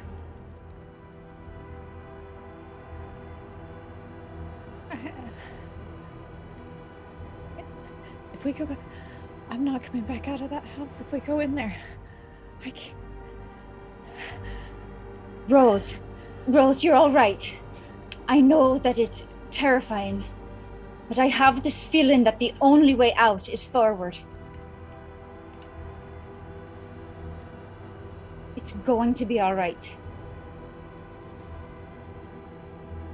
Don't let them drag me into the closets. I won't. Stay close to me. We do this together. Fuck anyone else but you and me. Look at me in my eyes. It's us. I will get you out. Okay. What if they're still in there? We saw them in there as we got out. What if they're waiting on us? What if they're angry at us? I saw it too. And remember that we saw so many others that never got out.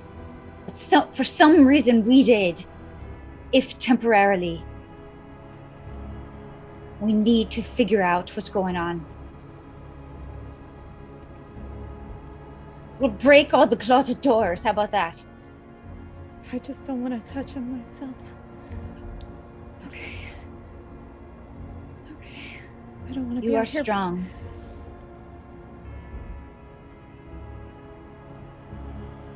No, but I think I'll have to be for once. You can. I know you can. Oh, I've just thought of something. Agent Pike. You said that your little devices, they can take a portrait. Yes, ma'am. That's right. A photo, yeah. A photo.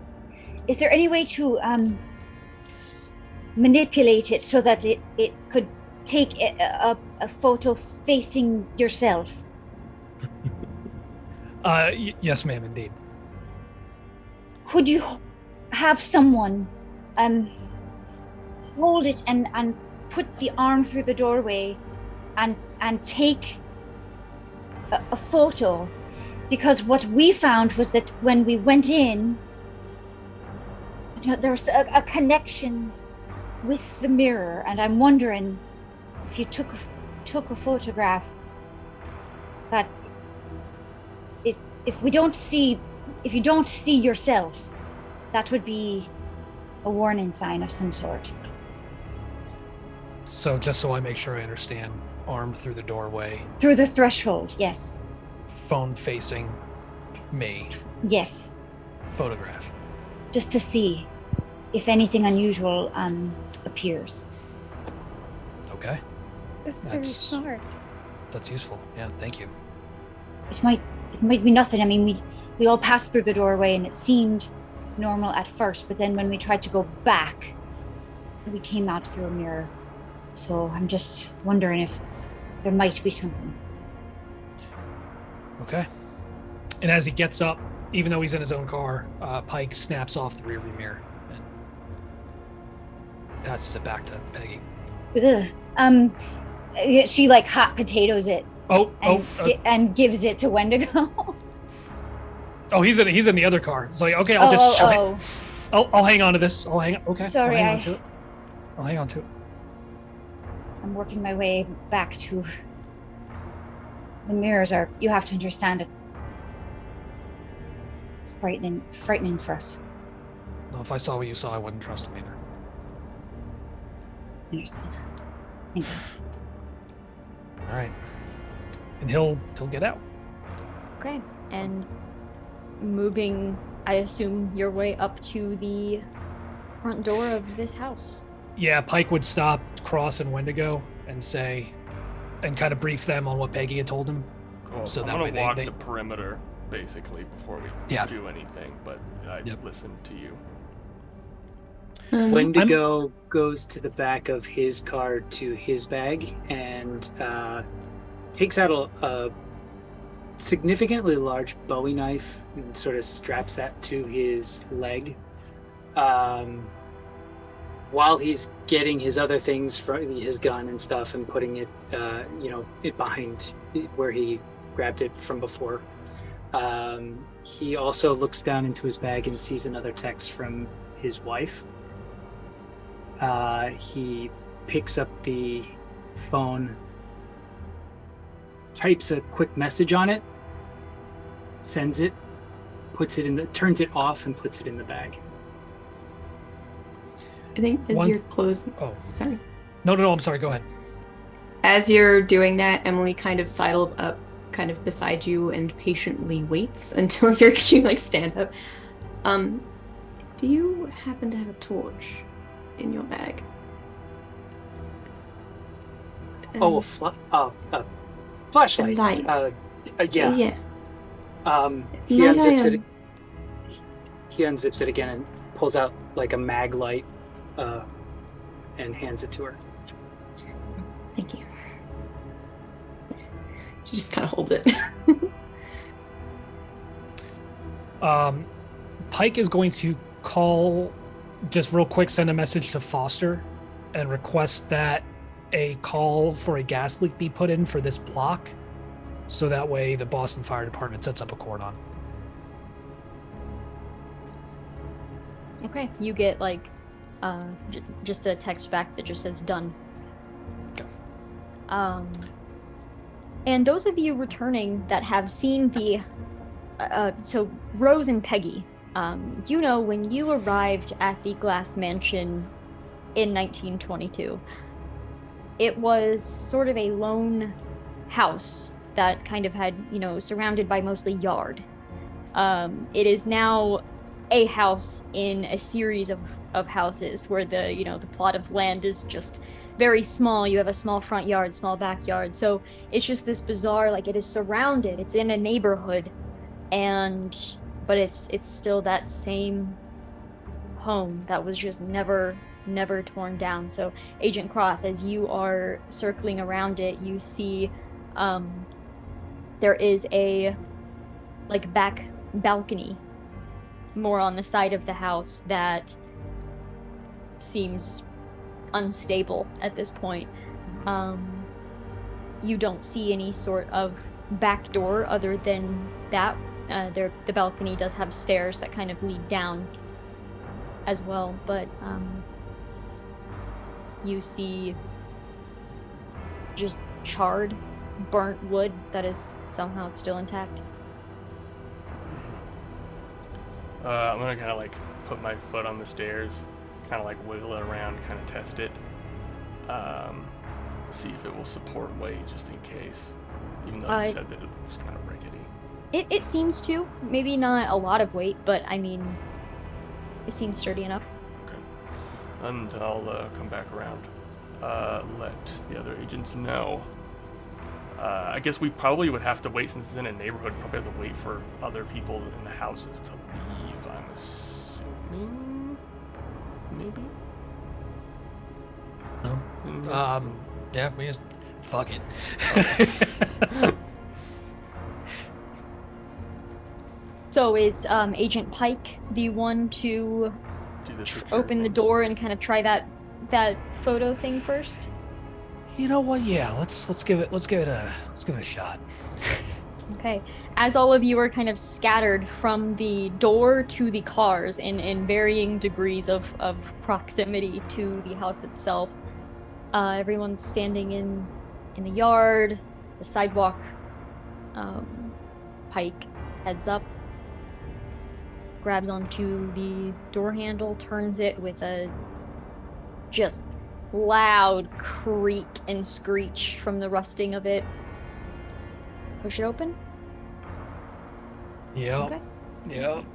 Push it open. You kind of hear it scrape on ash as it's opening up.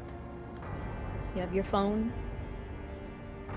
Kind of put your hand through the threshold. And you're looking. Everything looks normal. Okay. The interior looks just about almost the same as the exterior, just very burnt, blackened, ashy. Okay. And I don't disappear from the image or anything like that? No. Cool. Yeah, he'll look back and just kind of give a thumbs up. Agent Pike, can you still hear me in there? Try to- Yes, ma'am. Just before we all go in, can you try just to walk back across the threshold? Back out. Yeah, I'll do so. Yeah, you do so. You step back out just fine. All right. I was like, we Peggy. do not want to go in this house. Yeah, It's like, yeah. no. I hope for the agent's sake that you all had an opportunity to talk to people you care about, anyone you might want to let know that you're about to leave. I have a timed email sent, or ready to send. Usually when I go on things like that, we'll send in a couple of days or like a week, basically, to my family. So I just kind of double check that. And I look over at Wendigo. Maybe walk up to him and be like, you know you don't have to do this. I know, but I think you need me. Should give a call. At least.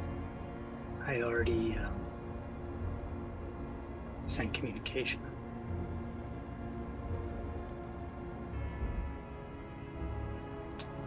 Put a hand on the shoulder, very awkwardly, and then turn around. Before Emily steps in the building after Pike, it's daytime, I presume. Like, is it like whatever? Yeah. So It's she'll probably like afternoon sometime, but yeah.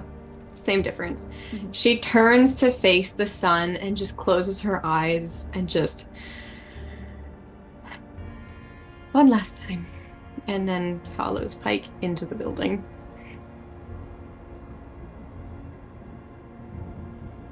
Peggy does something similar to that, kind of looking up at the sky, briefly remembering what it looked like when she stepped outside, when she was trapped still with the black eye and the tentacles, and just kind of tries to vividly remember everything, like what the sky as it's supposed to look like looks like. Putting that in her mental repository, and then she turns around and just like confidently walks through.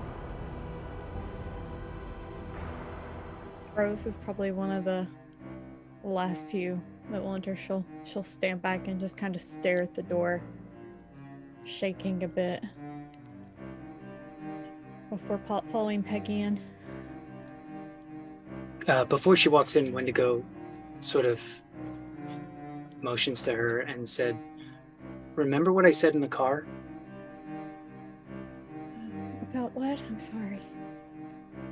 I made a promise to both you and Peggy. That And you we're going to protect hold her us? to that.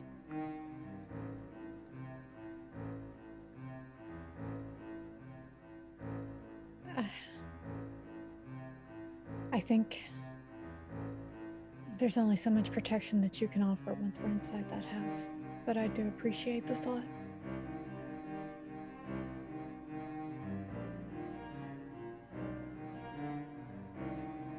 I'll follow her in. I'm all head in? probably the last person waiting for Dr. Clark to head in. Do I get the sense that you're like staring at me? Mhm.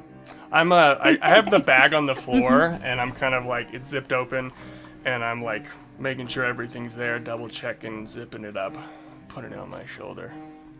And I'm actually humming. Is there something I can do for you, Cross? Just waiting for you to go. Right behind you. It's not me you have to worry about. And I walk in humming.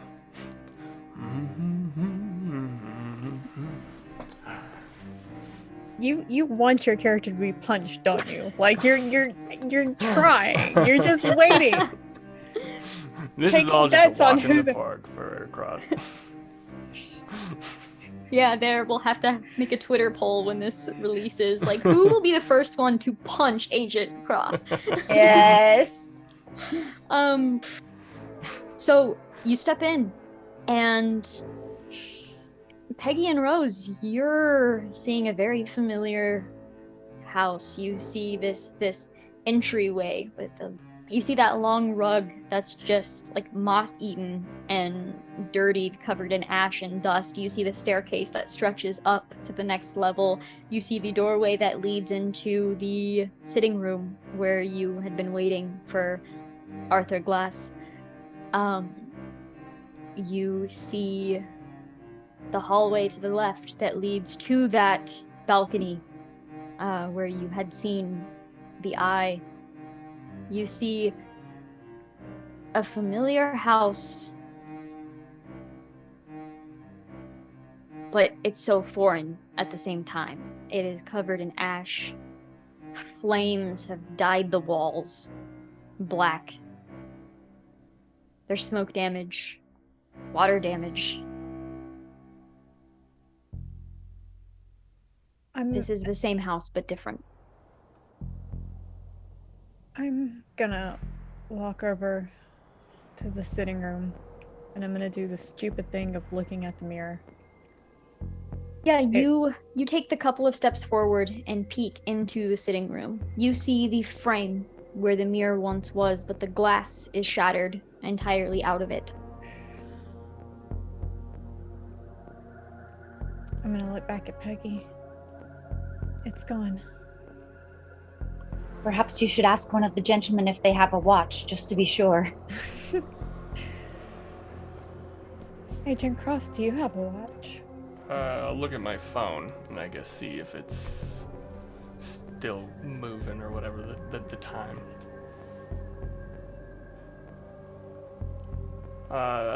Nod. Show it to her. Oh, I meant an actual. Okay, no. Like a timepiece, I do. He's got a old school analog watch. Checks it. Oh, it's okay if you're attached to it. I wouldn't hand it to me. The last one didn't fare well. Before, when we threw something out the door, it came flying back in through the mirror. So don't give us anything you don't want broken. It's a This- watch. This It was mirror just- in the sitting room? Yes, This is the one I came out of. I suspected that to be the case. I'm gonna go up Wait. and start inspecting it. Would we have seen Clark on the sidewalk when we showed up there? Very briefly, before he and Mars and Ezekiel were kind of put into a car and driven But off. he was there first? No. Clark and Mars and everyone but you two and Ezekiel came out after you. That's interesting. Because when we were there, we smashed the mirror and then found ourselves outside. You showed up after that, which means the mirror had already been smashed. How could that be? When you first came in the house, did you close the door? I don't recall that we did, but there was a butler that closed it after us. Do we leave it open then, just in case, or? I would say yes. I'll look around for something heavy to put in front of the open door. And Peggy's just gonna walk back out on the threshold to see if she can. She can. Okay. And back in, and back out, and back in, and back out. Okay. I'm safe now. Right. I'd probably look at the other agents and kind of talk about, like, I don't know, 2 per person teams or something going around searching the house, like start top to bottom. I don't know. Start looking. Smart. Yeah. I think that's a good idea. That way they can pick us off one by one. I was going to say, we lost a few people doing that. All right, Might want to we'll all stick go together. then. All right.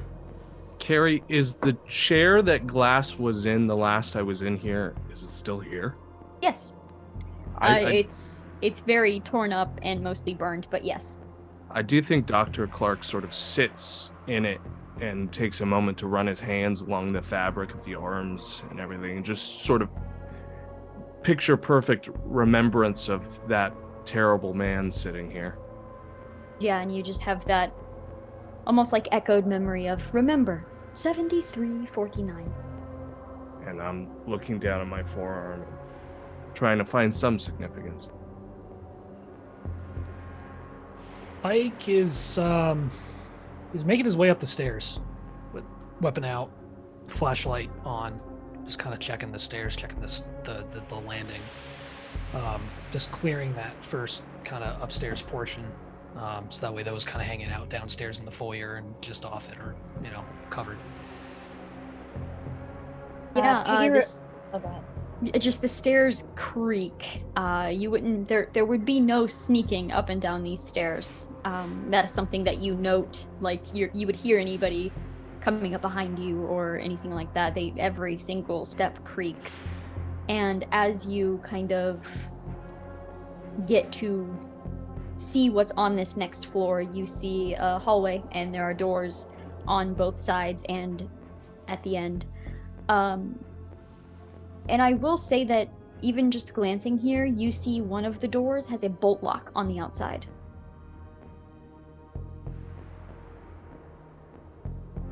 Is it like padlocked?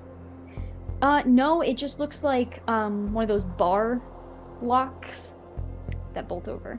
Oh, that you can do from the outside or something. Yeah. Do I hear anything? Make an alertness roll. You got it. It's a 22, critical success.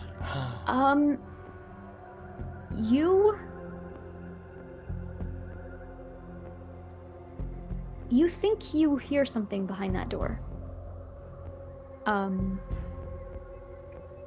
That door specifically, it almost sounds like something is kind of rubbing up against the inside of it.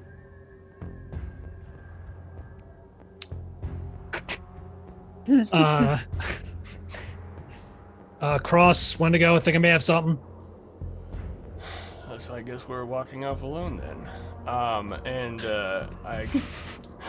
was starting to search the bottom floor. Hear Pike upstairs. Okay, all right. I guess let's all go. Just wait! Don't open any doors yet. Hold on. And as before Peggy runs up there to make sure they don't do anything stupid, I just want to take a look around the room with the mirror, the parlor room, to see if the book is there, because I remember that's the last place that we were when we were thumbing through it. Sure, make a search roll. Can I assist? I feel like before we go upstairs, I'm gonna be doing all the things on the lower floor and helping people look around and stuff, if that's possible. Sure, That's, I mean, you can. Oh, sorry. 26 out of 70. Perfect. I will say, even with Agent Cross's help, as you are kind of looking through this front or this parlor room here, you don't find a book. And you do occasionally kind of glance into that dining room, and you remember what that looked like at one point before, with all the blood all over the table, and you find yourself not really wanting to look in there. But you do not find a book. Yeah, she's just nope, and then to the dining room, not going in there, and then she'll just kind of hurry up the stairs to see what Pike and the others are looking at. Okay, so who is going upstairs and who is staying downstairs? Yeah, I'm going up. Wendigo's going up. Yeah, I think everyone. I'm hoping everyone wanted to go upstairs or stay together. That's what at least everyone seemed like they wanted to do. I'm following the crowd, yeah. I'm gonna start to go up, but I'm gonna look back to make sure Dr. O'Hara is also coming, because I'm absolutely not leaving anyone alone in this house. Yeah, I would come after I put something in front of the door to keep it open. Yeah. Whether you- that's a big plot plant or a chair or whatever. Sure. There'd probably be some sort of stone, one of those things that one of those pedestal type things that hold plants and stuff in big houses Right. for no reason. Yeah, you can Roman probably column. shove one of those up against the door there and follow everyone up. Are the paintings... Oh, sorry. No, go ahead. I was just going to say, are the paintings completely burnt up? Yeah. You maybe can see the remnants of like part of a frame here and there, but they're burnt up. Yeah. Okay. As they are all coming up, Agent Pike, what were you doing after you kind of yelled that down? Because Yeah, I'm gonna just kind of test the door a little bit, just push on it a little bit, see if there's weight on the other side. There doesn't seem to be. I'm kind of pushing it. It is locked though. But yeah, you're not feeling any resistance to it. Yeah, I unlock it. Okay. They're You gonna are all shotgun. you are all like coming up as the bolt is unlocked. What are we doing? Wendigo's What's the Wendigo's What context? did I say?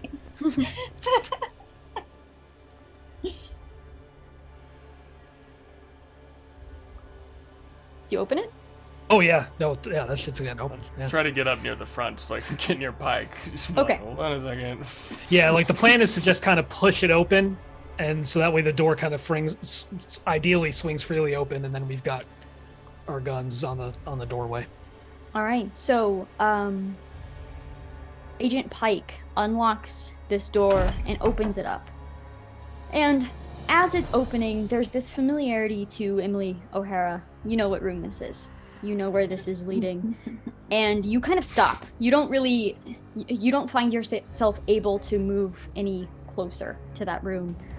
And the Agent Cross and Agent Wendigo, as you are moving up to ready your weapons to begin looking into this room, you see long, skinny arms come out from the floor at the doorway, grab onto Agent Pike's ankles and yank.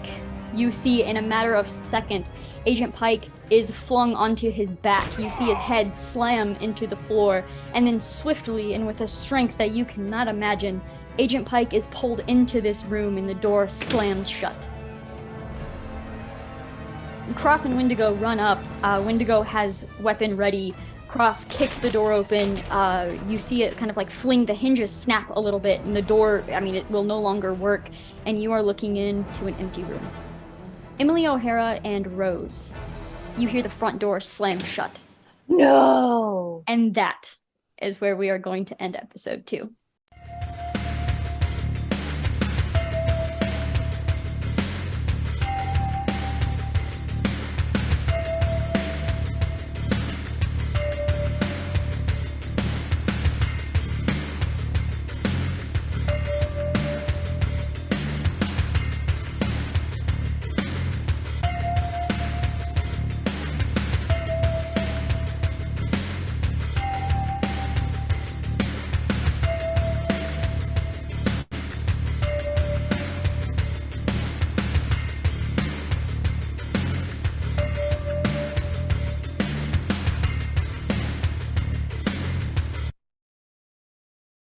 Oh, that was good stuff. She told you, do not open the door. Do not open. What?